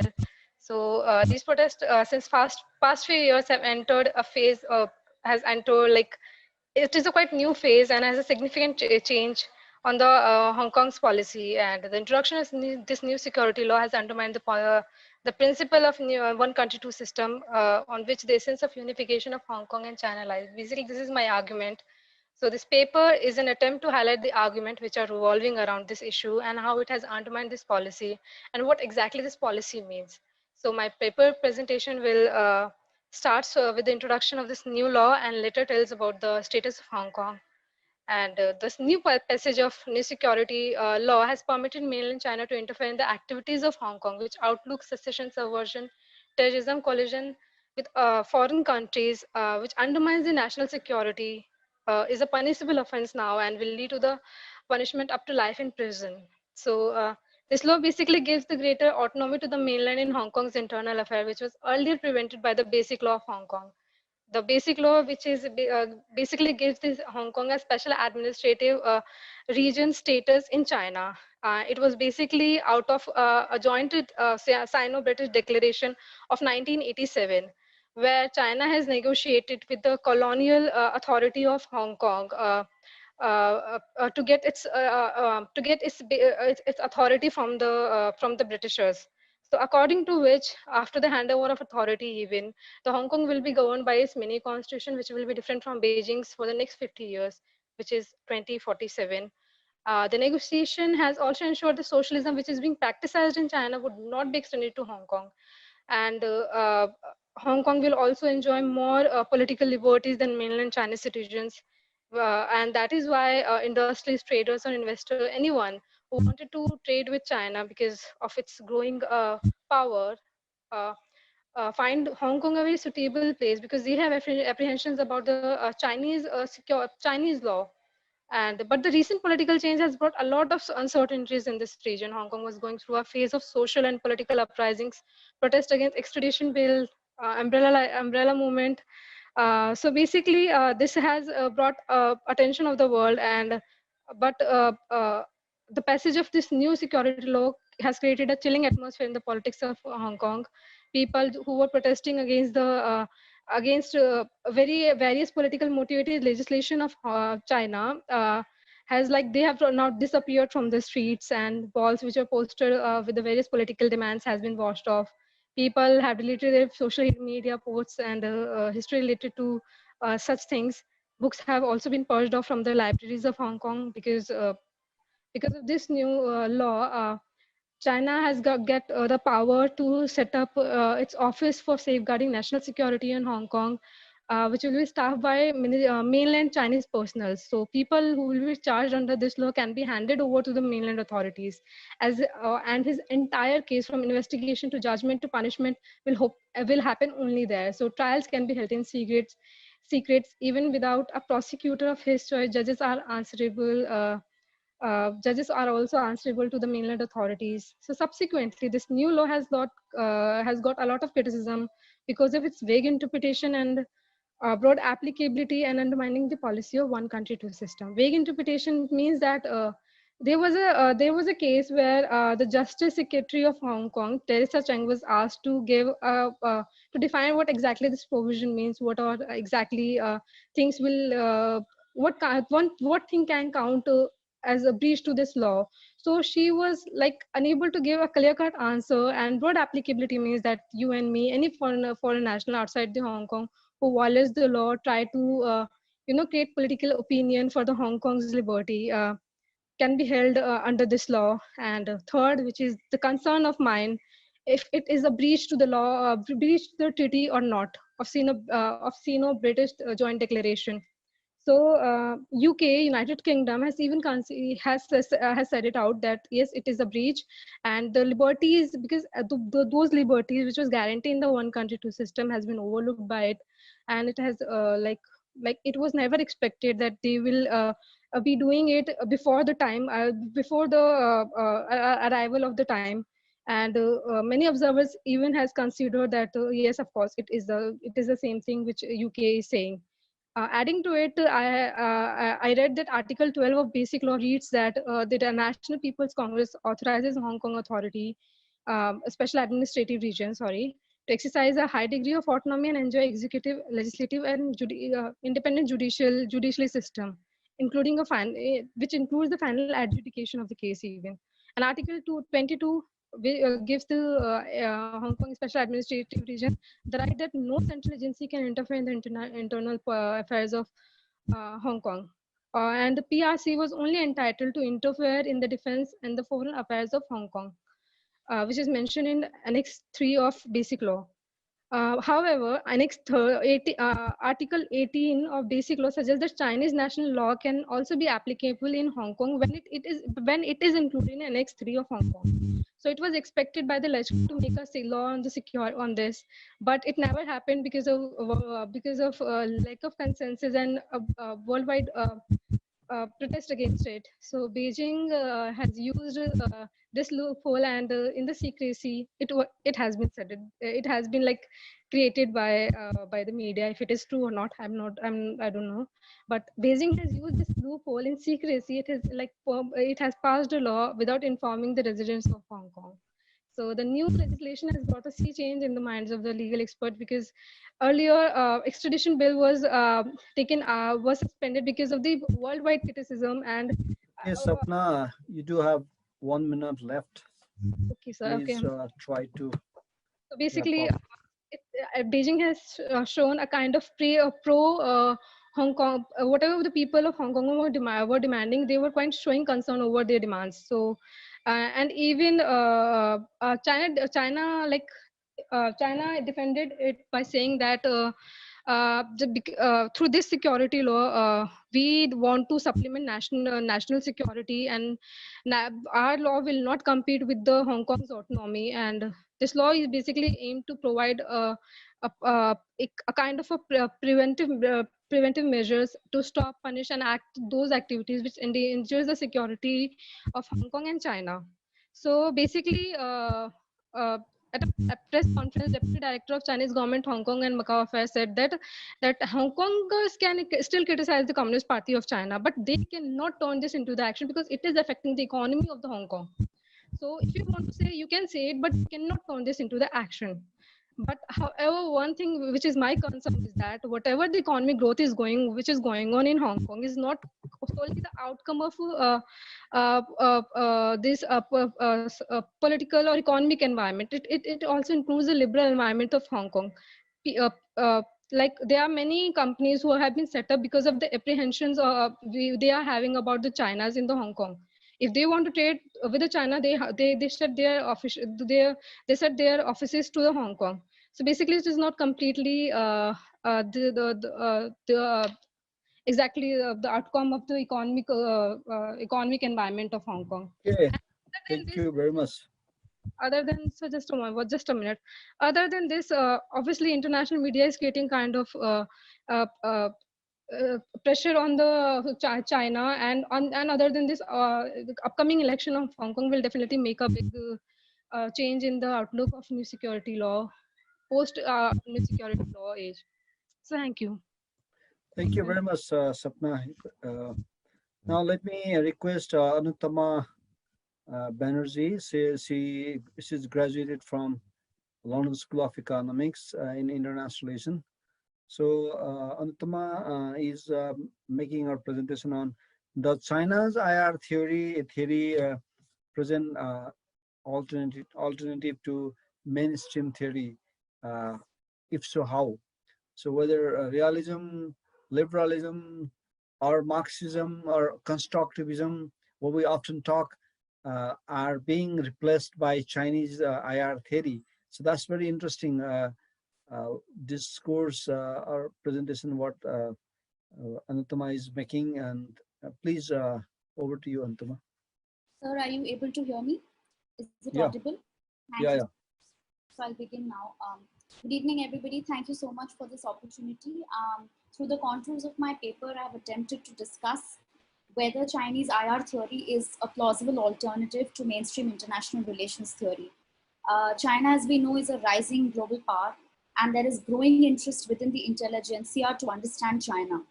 Chinese IR theory, therefore, has been propagated to showcase China's phenomenal rise and is linked to promoting its soft power and explaining its place within the policymaking framework in China.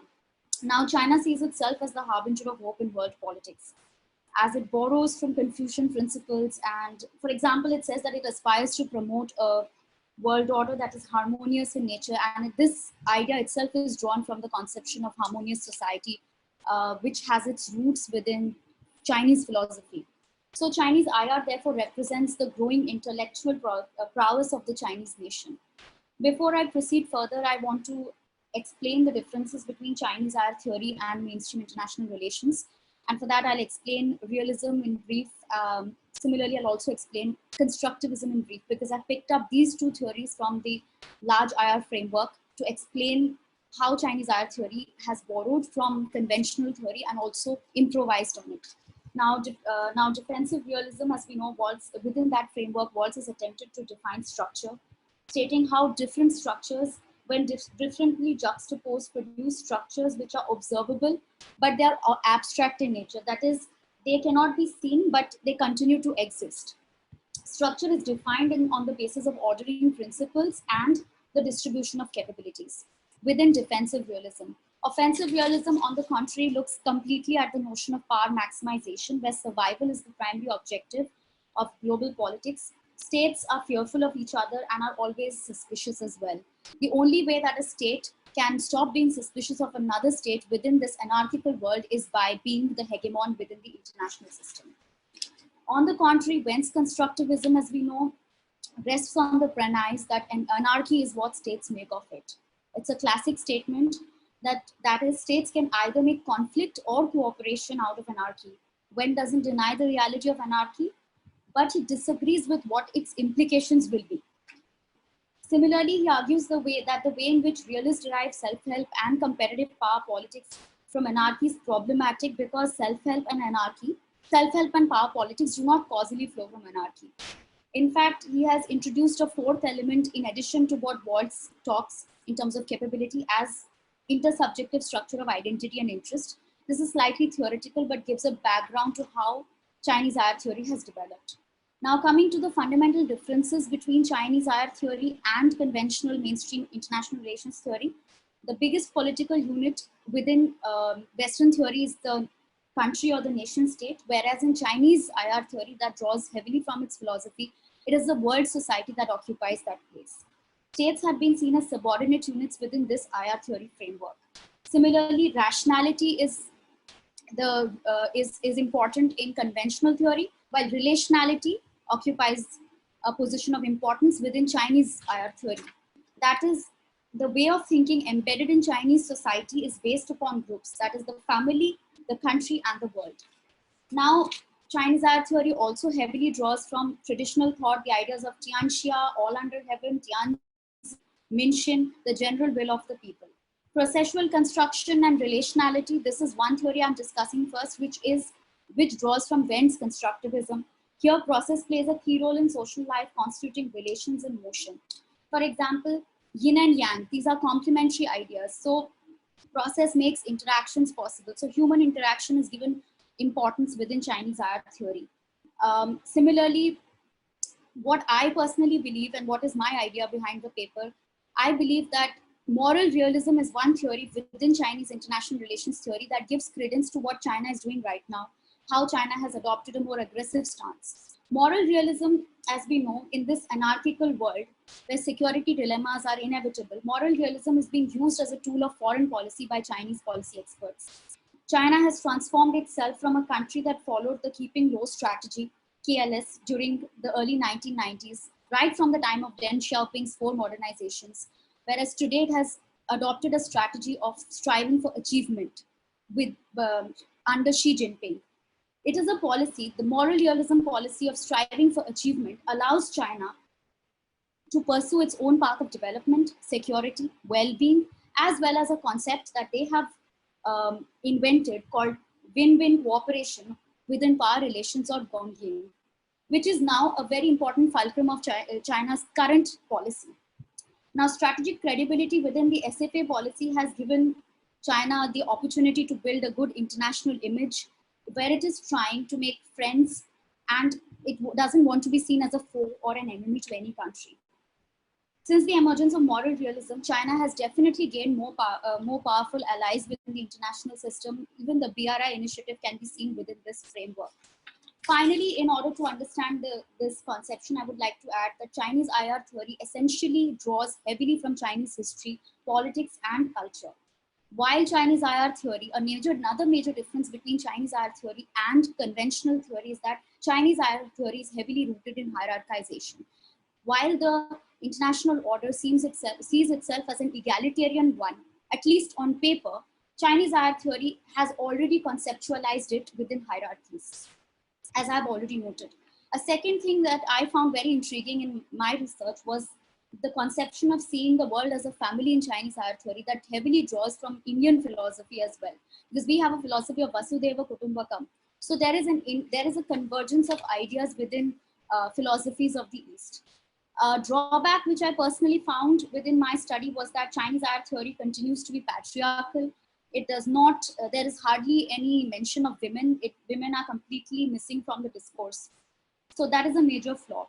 But from all the theories that I've studied, and I chose to pick 2, that is processual construction and moral realism, I feel moral realism does justice to China's overtures in today's time and age. And it is the best theory to even explain China's overtures towards the United States and its behavior in the international system. So since theory is for someone and for some purpose, we need to understand that theories help to explain politics, and that is what I You have a minute left, so please wrap up in a minute. Yes, Oh, have you done? Yes, sir, I'm done. Thank you very much. Thank you very much. It's a very new discourse for us as well. And I just want to ask one question to Anutama. Whether Chinese BRI reflect or resembles with offensive realism, we've been being a Marxist, communist. What do you like, whether you do find paradoxical like resemblance, whether China seems more offensive, follower of offensive realism through BRI, or sees very closer to constructivism? What like Sir, a while ago when Aleena was talking about public diplomacy, Chinatown, and then many like Chinese staffs, even what we in Nepal and India, Durga Puja, also like stuff from imported from China, yes, So in that context, what do you like opine whether is closer to constructivism or being a Marxist? How far offensive realists like John Mersheimer's analysis, like, let you share with your idea probably later on after we listen one more presentation. Okay. Should I answer this now or I should wait for the next Yeah, speaker? please make in a minute. Sure, sir. We can make now. Okay, please Okay, go ahead. the question. Sir, in my opinion, first of all, the Chinese IR theories that they have introduced, this is a novel concept, and I do believe that they are using philosophy, Chinese philosophy, in a very constructive manner. I'm not using constructivism here, in a constructive manner. Yeah. Because I think Chinese IR theories are essentially being built to formulate an understanding of China so that there is greater acceptance about China's actions in world politics, whether it's BRI or any other initiatives that China has taken this time in Asia. Okay, Anutama, why we like South Asia, why India could not like work towards revival of Kautilya and like that diplomacy, Orientalism, unlike we are just following the Western ideas, even rotting same constructivism, neorealism, offensive realism, defensive realism, liberalism, Marxism. So I think the Chinese are showing a new path, unlike they are. Yes, sir. They have actually indigenous, like knowledge they are sharing. Yeah. So thank you very much. We'll keep discussing. So the last but not the least presenter, Anastasia from The Hague. She's from Netherlands, and the name seems like South Asian, but it's still probably some coincidence.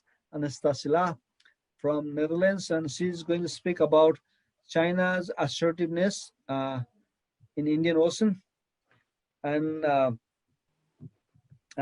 its geopolitical strategy, tactics, or I miss one words here. So from Europe, how you perceive, how you observe China's assertiveness in Indian Ocean, that is the most interesting presentation of this session, because you are from beyond South Asia. So your opinion for us will be the great learning. So thank you very much, and you are most welcome. Now over to you. Thank you. That's a privilege what you said. And originally I'm from Ukraine, not from South Asia, but I work from the Hague Center and I study here in Okay. Originally I'm from Ukraine. You are there, but originally from Ukraine. Okay. Yeah, and while I'm connecting to my presentation, just quick thank you to the organizers, to the speakers for amazing presentations, and to Professor Manish Tribhuvan from Manipal Academy of Higher Education for his support. And just give me a second.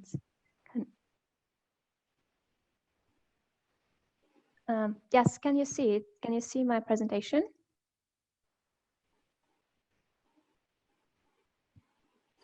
Okay. Yeah. Yeah, so the topic is assertiveness in the Indian Ocean as gray zone tactics. Let me start with introducing the concepts.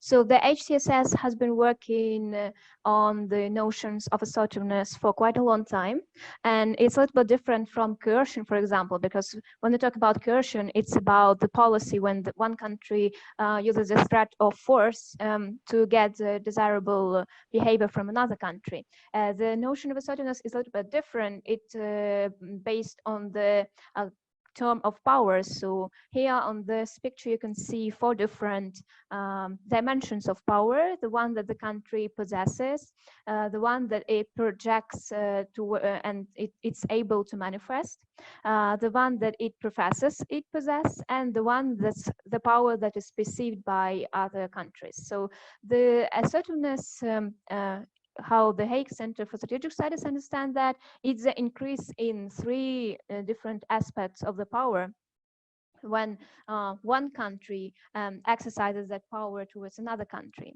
to get its objectives. And we distinguish between 4 different types of assertiveness. It's factual and rhetoric. So factual, it's assertiveness in deeds when one country does something towards another country, where it's like some events, for example, provision of economic aid or establishment of diplomatic relations. And rhetoric assertiveness, it's assertiveness in the verbal form. For example, when we accuse one country in something,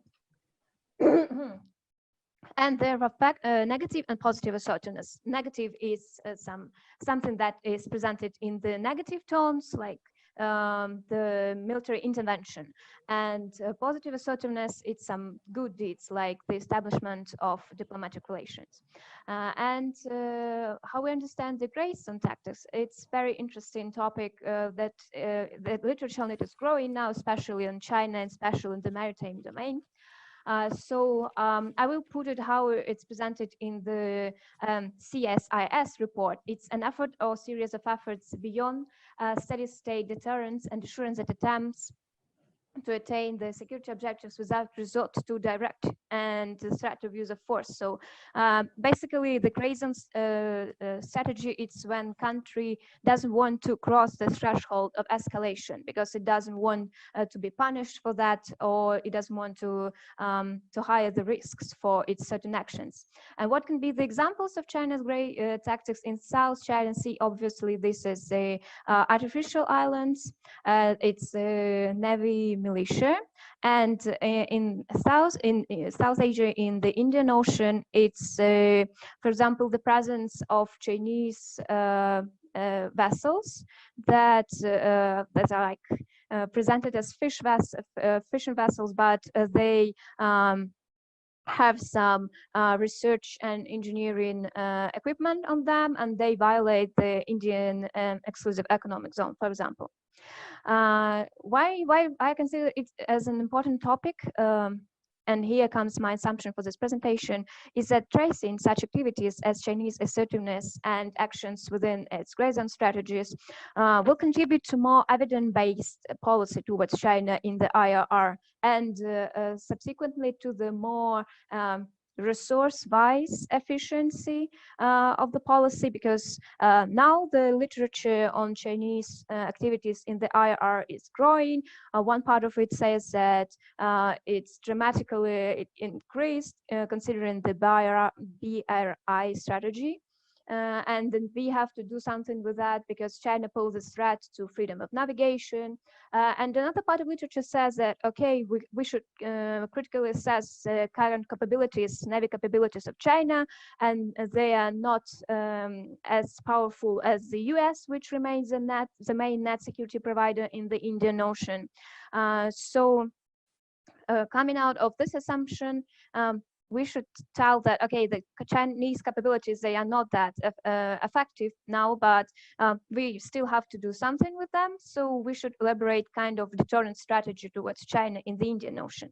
And the segment of the literature says that India should take the lead on that as a natural regional power in the Indian Ocean.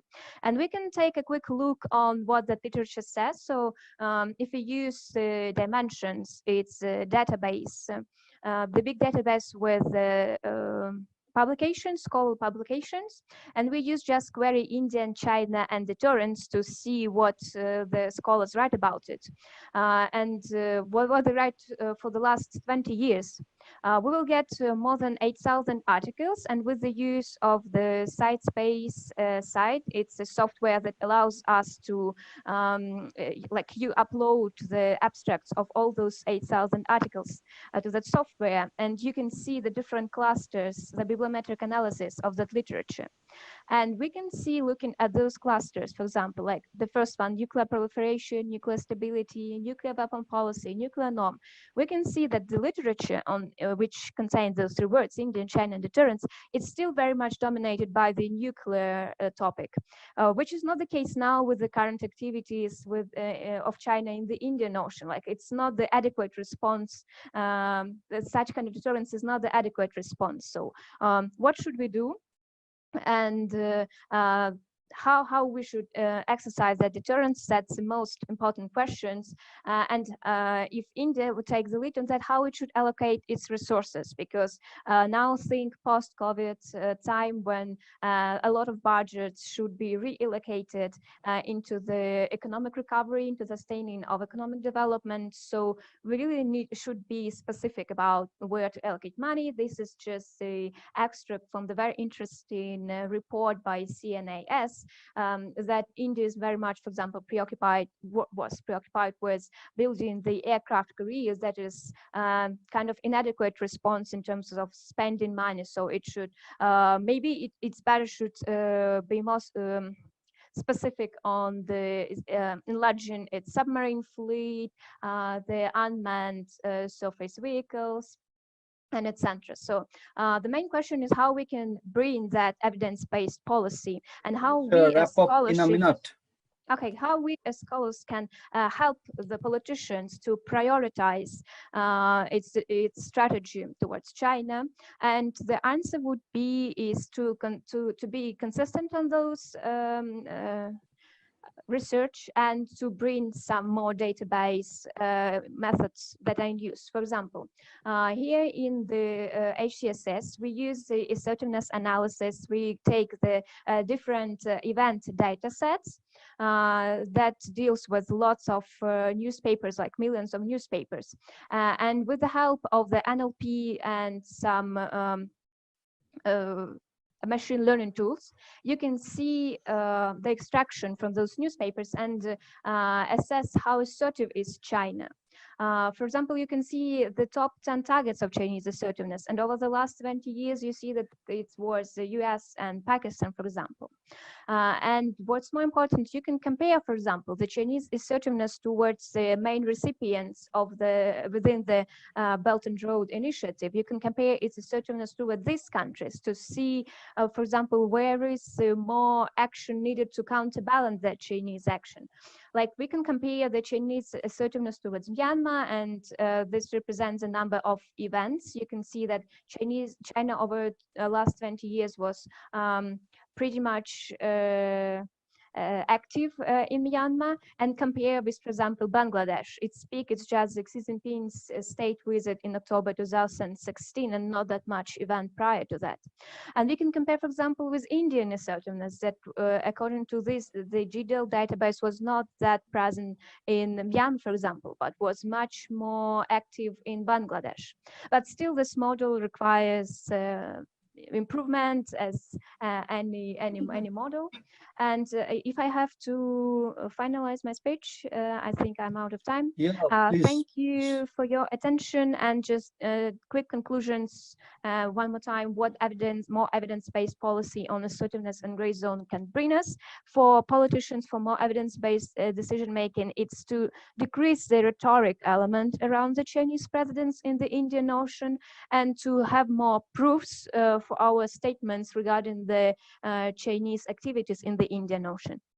And for scholars, we can use evidence-based just to understand better the context in which China operationalizes and how it conducts, and again to be less subjective. If you are more interested in the topic, you can just write to us. If you want to work towards more evidence-based approach in IR, you can just contact us. And thank you so much. I'm so sorry for breaking the time limits. Okay, thank you very much. Yeah, thank you. In fact, this is speakers from outside South Asia, from Europe. Really interesting presentation. So, however, my curiosity is, if you present based on the data of CSIS and CNAS, probably is a Washington DC best think tanks, and they often talk about something like all the way around than what we think about China, you know. So CSIS and CNAS, of course, the Hague-based strategic studies might have a really much balanced and independent analysis. However, CNAS and CSIS. I have also followed those think tanks quite often. So I have some reports as well. So their analyses are very close to State Department and Defense Department of Washington DC. So let's think something like, you know, critically being an academic while like citing them. That's the only very simple, humble curiosity, unlike questions and comment on your presentation. Thank you so much. So now, though time has already it was supposed to be done about 2 hours, so which has already covered. However, there are so many questions in chat box. Some of the presenters have been have keep responding the questions on their own, so that's really appreciable. And even like some few more minutes, some 10-15 minutes we can extend because of the young enthusiastic researcher presenter, and have a more like, you know, you guys have a apprentice to work midnight until late night, and being a young academic, so you might have not exhausted as well. So let's open the floor for a while, some 10 minutes, if anyone asks questions in person, uh, except those who have already submitted their questions in chat box. So you can reiterate once again in person, or some of you can aid.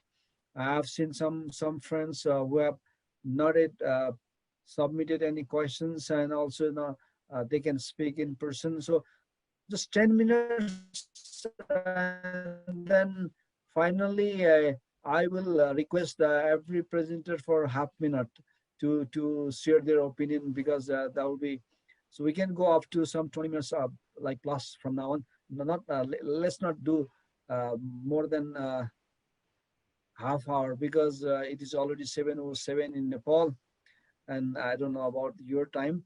And next 23 minutes can be adjustable, because I have got so many calls from journalists to make some comments on domestic and China, India agreement, and so on and so forth. So I have to respond their call back. So anyway, so the floor is open. So if you have any questions, comments, and feedbacks to the presenters, you are most welcome. Or any speakers, you can answer, respond the chat box questions in person. So that will be also appreciable.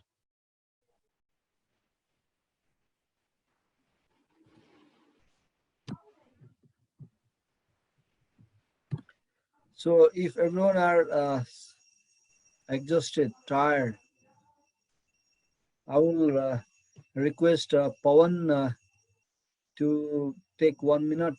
Everyone can take 1 or 2 minutes now. Pavan, please come up your opinion at the end, and while listening every presenters, or use once one any leftover points, you are most welcome. You can share. Yeah, so thank you, sir. Thank you, other presenter. It was a great space to learn from each other. There's one point which I would like to make on one presentation. There's one clarification which I also would like to make. Am I audible? Yeah, please. Yeah, yeah. So one thing is like the thing which I presented is actually part is somewhat part of my PhD. At least the first part, Nehru part, is part of my PhD. I'm doing my PhD from Teapot, examining Nehru Patel differences in early years. And so whatever I say on Nehru actually is not my perception, is directly from Nehru's statements, Nehru's letters, Nehru's speeches, and those secret documents. So, and especially the last fascinating book, I think anyone interested in India-China Relations should read that, is When Nehru Looked East, Francis Frankel's brilliant book. So, some are from there. And the later part is actually influenced by my PhD supervisor's research work on China, Professor Rajgopalan's research work. So I've been following that, and that combined together, and then that realism or neoclassical realism thing I presented. So this work is in progress. I'm still looking for more evidence to prove it that did really India did it. But apart from that, so more of these things are sources are primary. This is not my perception. This is what the document suggests it more authentically. And so, Okay, Pavan, may I interrupt you once more? Like, any young scholars from JNU and even Antoma from LSE, anyone can respond me. So there are some gossiping that Modi ji is following the path of Patelji. Unlike Patelji is more assertive and offensive, even for neighborhood. He had a very different perception, and Nehru was so realist, and of course he was an idealist, of course. So whether Modi ji is heading towards Patelji's path, because he has constructed the highest statue in Gujarat. So unlike Amit Shah criticizing Nehru in Kashmir, so these are the gossiping. So a young scholar, being an young scholars, I would like to know from Pavan, any this is what gossiping, whether myth or reality, that I don't know. I just wanted to know from your part. yeah, so the thing is, this gossiping exists because there is not much research on Patel, and this is created because of that, because this Indian establishment did not allow that research to prosper. That's why this gossiping exists. I would like to say this on record, because I have one chapter on Kashmir, one chapter on China, one chapter on US, and some of the most big name or Indian history and IR right now, they actually misled us on Article 370.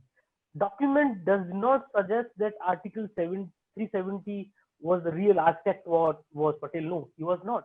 That's what I have written with document. So this propaganda is not just from the BJP, but also from other parties, historian and IR. So if you ask me personally, when Modi and Patel, I would say certainly not. He is rather his visits, his meeting Jhula with he and everyone is actually rather. That's why I said there is a continuity. There is no discontinuity. He's actually following the Nehruvian path, because because that's what's very deep. If you look his personality, and he is not contesting anything. His biggest thing is to be like Nehru. If you ask me personally, he wants that great stature like Nehru. So he criticized Nehru, but I think he wants to be famous like Nehru. So he's also for his speech at Shangri-La. You read every single sentence. It's actually Nehruvian foreign policy. Every single sentence, and even Jaisankar's speech. How about the regional dialogues? There is another edition of, unlike Shangri-La, there's a region in Delhi as well. That seems like we are also the center of somehow that has projecting Modi ji himself as a it's not like what you have shared. That was more of course very close to truth. Thank you very much, Pavan. And anything, I would like to I like to just take 30 seconds. I would like to comment, it's of course it's a theory thing, and Anushma's presentation, brought in so many things, realism and Chinese moral realism. And one thing which he pointed out that there is so much patriarchal setup and all of that. And so when you also mentioned about building homegrown theories and others. Yeah, we do. So what fascinates me, and why also deters something, why I'm more into structural or more north perspective from South theories, because we look closely like India's theories of Arthashastras and Kautilya, what they teach. No, they but teach, I beg to differ because they teach caste, they teach exploitation at home. Let's not drag in the domestic politics, No. I think We That need It necessarily sociologist will doesn't deal. teach that. we need No, to no. keep I both think the at aspects least at the separate. national power level, Yeah. when you talk about national power, Machiavelli and others talk about national integration. But these scholars talk about exploitation at home. No, So no, I how would would you be a beg great to power? differ So there because that's what my objection is. I get your I point. I get I your like I like of course Pavan's idea is I really appreciate you. So one just last press, it's not a prescription, my humble like uh, sharing. So if India wants to like bring indigenous theory yes. like what China is trying, so India, we South Asian neighbors, small neighbors of India, so please India come up, you should come up with indigenous theory, taking her neighbors on her trust, she has to build up like an inevitable perennial trust with her small neighbors, and we should proud of being a very rising and then prospering and then having a indigenous knowledge spreading across the globe and being a part of like civilization, will be more than happy. So for that, one condition is that you guys should like take your neighbors in on trust. This is my humble suggestion. Taking this opportunity, I just One put thing I forward would my one add idea. Okay, before Anutama. yes, I just have to add one thing that when you talk about Please, indigenous please. theory, I think there are pros and cons attached to everything. I mean, when you look at Chinese IR theory also. So just as the gentleman here just spoke about exploitation, I'm sure there are many brighter ideas also. Like I pointed out in my speech or in when I spoke that the conception of world as a family. I think that's a very novel idea, and it even has resonance within Chinese IR theory. So I'm looking at more collective identities in a more collective orientation. So that is the idea that we should work on, because here we are looking at solving issues in world politics as social scientists, not creating newer ones. So my idea is to look at the brighter side when I speak or when I look at theory or any other intellectual field. So yeah, thank you. Thank you so much. Thank you. Both of you are really like a great idea you have shared. So now let me request Sandeep, if you have anything you want to add, followed by Jelvin, and we'll go to Ashish and back to Anastasia. Then, okay, Sapna also is there around. Aleena is also there. So Sandeep, can you add something at the end? There are some questions as well in chat box if you have get access. Sir, I have answered in the chat box personally. Thank you very much. Anything you want to add?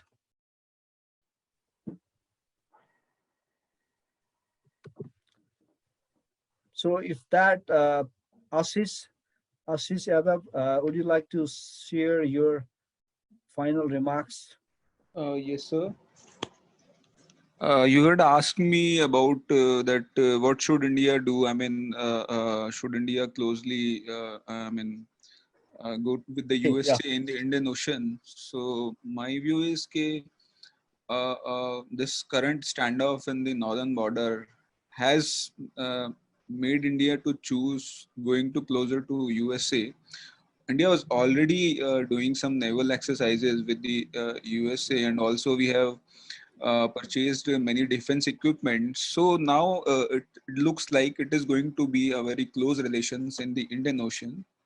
Secondly, we cannot rely obviously on USA. We have to fight our own war. We have to be ready. We have to battle ready, and we cannot really rely on USA. But on the other hand, yeah, these things, exercising and all those things, these are very symbolic in nature. We should continue building relations with the USA that can help in a longer term to upgrade our navy and also to keep China threat on the way. Secondly, somebody has asked me that India's rise or Indian Navy's rise in the Indian Ocean. So how littoral states can think of India's rise. So my take on that is that India from 90s onwards, India is building its navy. So yeah, earlier Southeast Asian countries had objected its naval rise, but in recent years we can see that India is engaging in maritime diplomacy from Indian Ocean countries to up to Southeast Asian countries. They are providing them defense equipment. They are training their military personnel into our academies, or also exercising and making port calls. And also in 2004 tsunami crisis, so Indian Navy responded very fastly. So I think the maritime diplomacy role really has, given this benign a nature to our navy. So I don't think so that littoral countries see India as a threat. Thank you, sir. Thank you, Ashish. May I ask one question, because we have 10 minutes left? One question, it's not my questions, however, is my curiosity. Well, is recently, unlike United States of America, Moscow has played a really proactive diplomacy to bring China and India closer. As the second round, in the defense minister Rajnath Singh was there in between Russian and Chinese defense minister a while ago, and last week Jaishankar and Chinese were also in between Russian foreign minister. So whether India is buying time to be engaged proactively with China, bringing Russia in between China and India, or still India wants to wants not to be really much like proactive engagement with United States of America to rival with China. So any opinion you can make, because I'm just naive. This is just my curiosity. It's not my analysis and really much like observations. So I would say that, yeah, obviously war is not the solution. We must proactively engage with China. And if war is imposed on us, so we will not shy away fighting a war with China. Yeah, obviously China also know that our deployment also is huge in the northern border. So China cannot really take us lightly. But yeah, obviously China, India, both are looking forward to disengage and proactively engage in talking. With the recent visit of our foreign minister and defense minister, things are likely we will disengage, but obviously we cannot really, because already China has, we had disengagement talks, but they have occupied in the Pengang, so some fingers. So now on the one hand we must proactively engage in talking, but on the other hand we must be ready for a war. We cannot really take this China threat very easily, but yes, we should ready for war and proactively engage with China. Thank you. Thank you very much. Thank you very much, Ashish. And well, Avnish Khoslaji is raising hands. Anything you want to share? Please. Sir, am I We audible? don't have much. Yeah, please. So you talked about the Russian interference in India-China conflict, but my opinion is that Russia does not want to get dragged into this conflict, because even though Moscow believes that it is not an exemption to the Chinese aggression, it does not want to get dragged into the mutual rivalry. The statement of Russian foreign minister clearly indicate that they do not want to get dragged into this conflict, because Russia believes that in countering the West and US, China is a very valid friend. At the same time, it believes that it is not an exemption to the Chinese aggression, and it also shares the apprehensions regarding the Chinese belligerents, but does not want to get dragged into the mutual conflict. Thank you very much for your observation. Thank you, Avinash Khoslaji. So now Jelvin wants to share some of his points. It seems like that. Anything you want to share, Jelvin?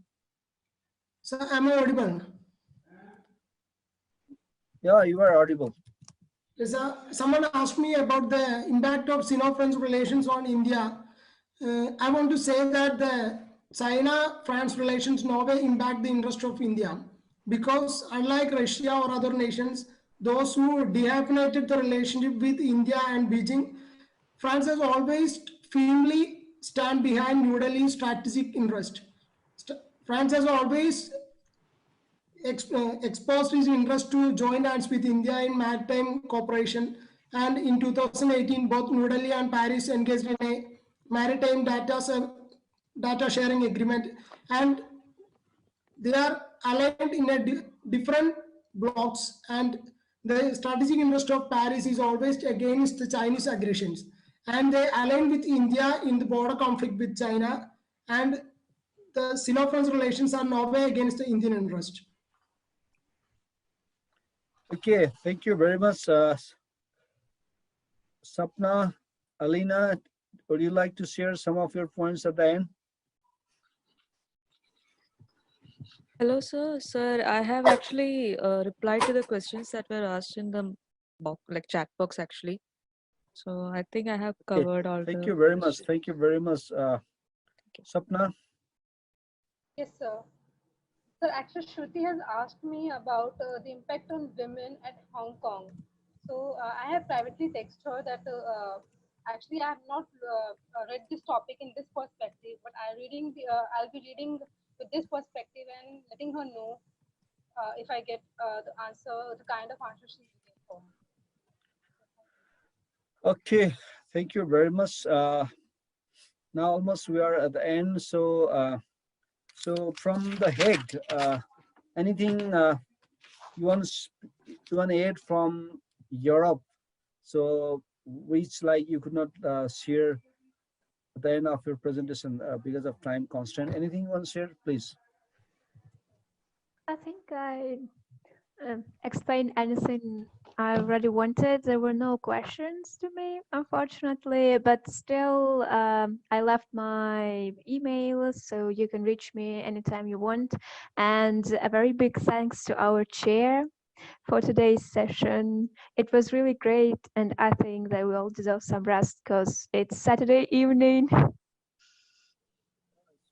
our great pleasure. Actually, this evening, I have to thank Dr. Pramod Jaiswal and IICA for hosting this sort of like great gathering of young scholars from South Asia and beyond. And the interesting points I have found from the every speakers, Altama spoke about like comparative study of Chinese and classical or prevailing IR theories. That's the really interesting ideas he has here. And Pavan, his idea on offensive, offensive realist, but for defense of Indian national security. That's really interesting.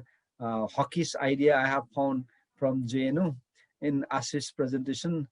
And Pavan, he has made a very valued opinion at the end why we should not buy Kautilya's and Manu's idea. That's like, you know what, I just wanted to make discourse in sociology of South Asia, especially India and Nepal. We do have similar problems, so that we should discourse in domestic issues. However, your point is really valid. And Jelvin, a young scholars from Pondicherry, he talked about French-China strategic partnership, but interestingly, that's what he has shared with us, that that strategic partnership seems not like harmful for India. Unlike India and France has a very in-depth strategic engagement, and while France has supplying arms and ammunition to Taiwan, that makes in China disenchanted, unlike India, because of China-France engagement.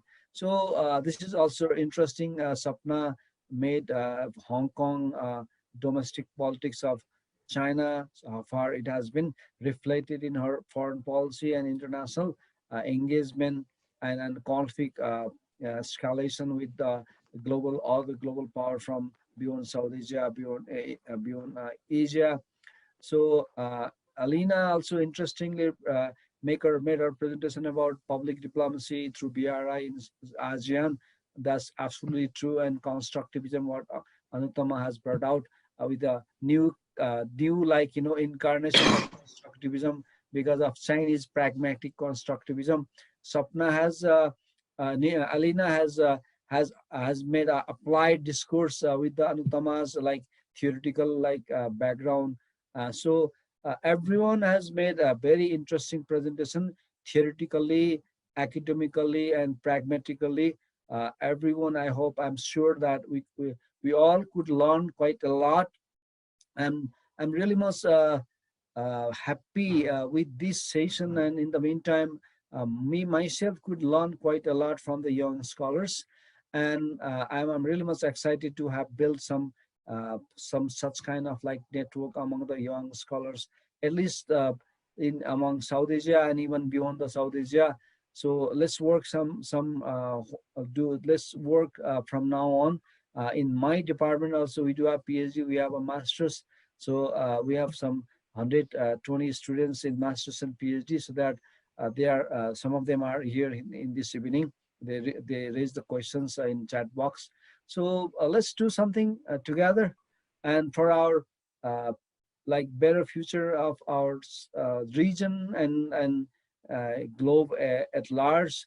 So you young people always have like a greater responsibility to make the world and region more peaceful. Let's not strive for war, even between China and India. I've just commented our local television in between, just 1 minute before the session was started. So we always want to see our neighbors in peaceful, like, unlike in rivalry and war.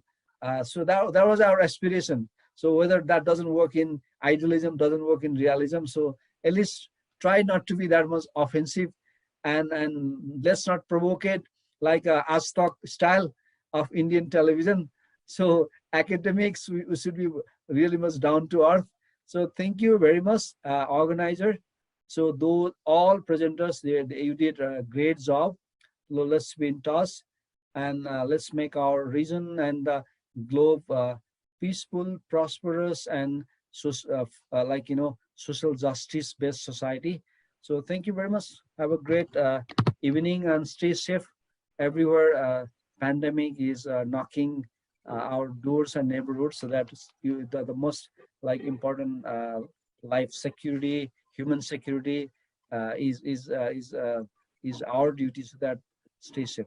Thank you. Thank you, sir, for you your say something? active comments and engagement suggestions.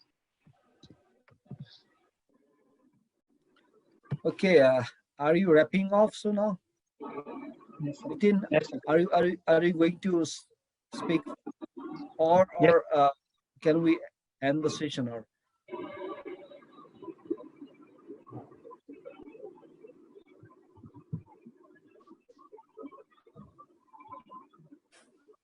Nitin? Yes, sir. Distinguished chair, speakers, ladies and gentlemen, we have come to the end of our 9th session.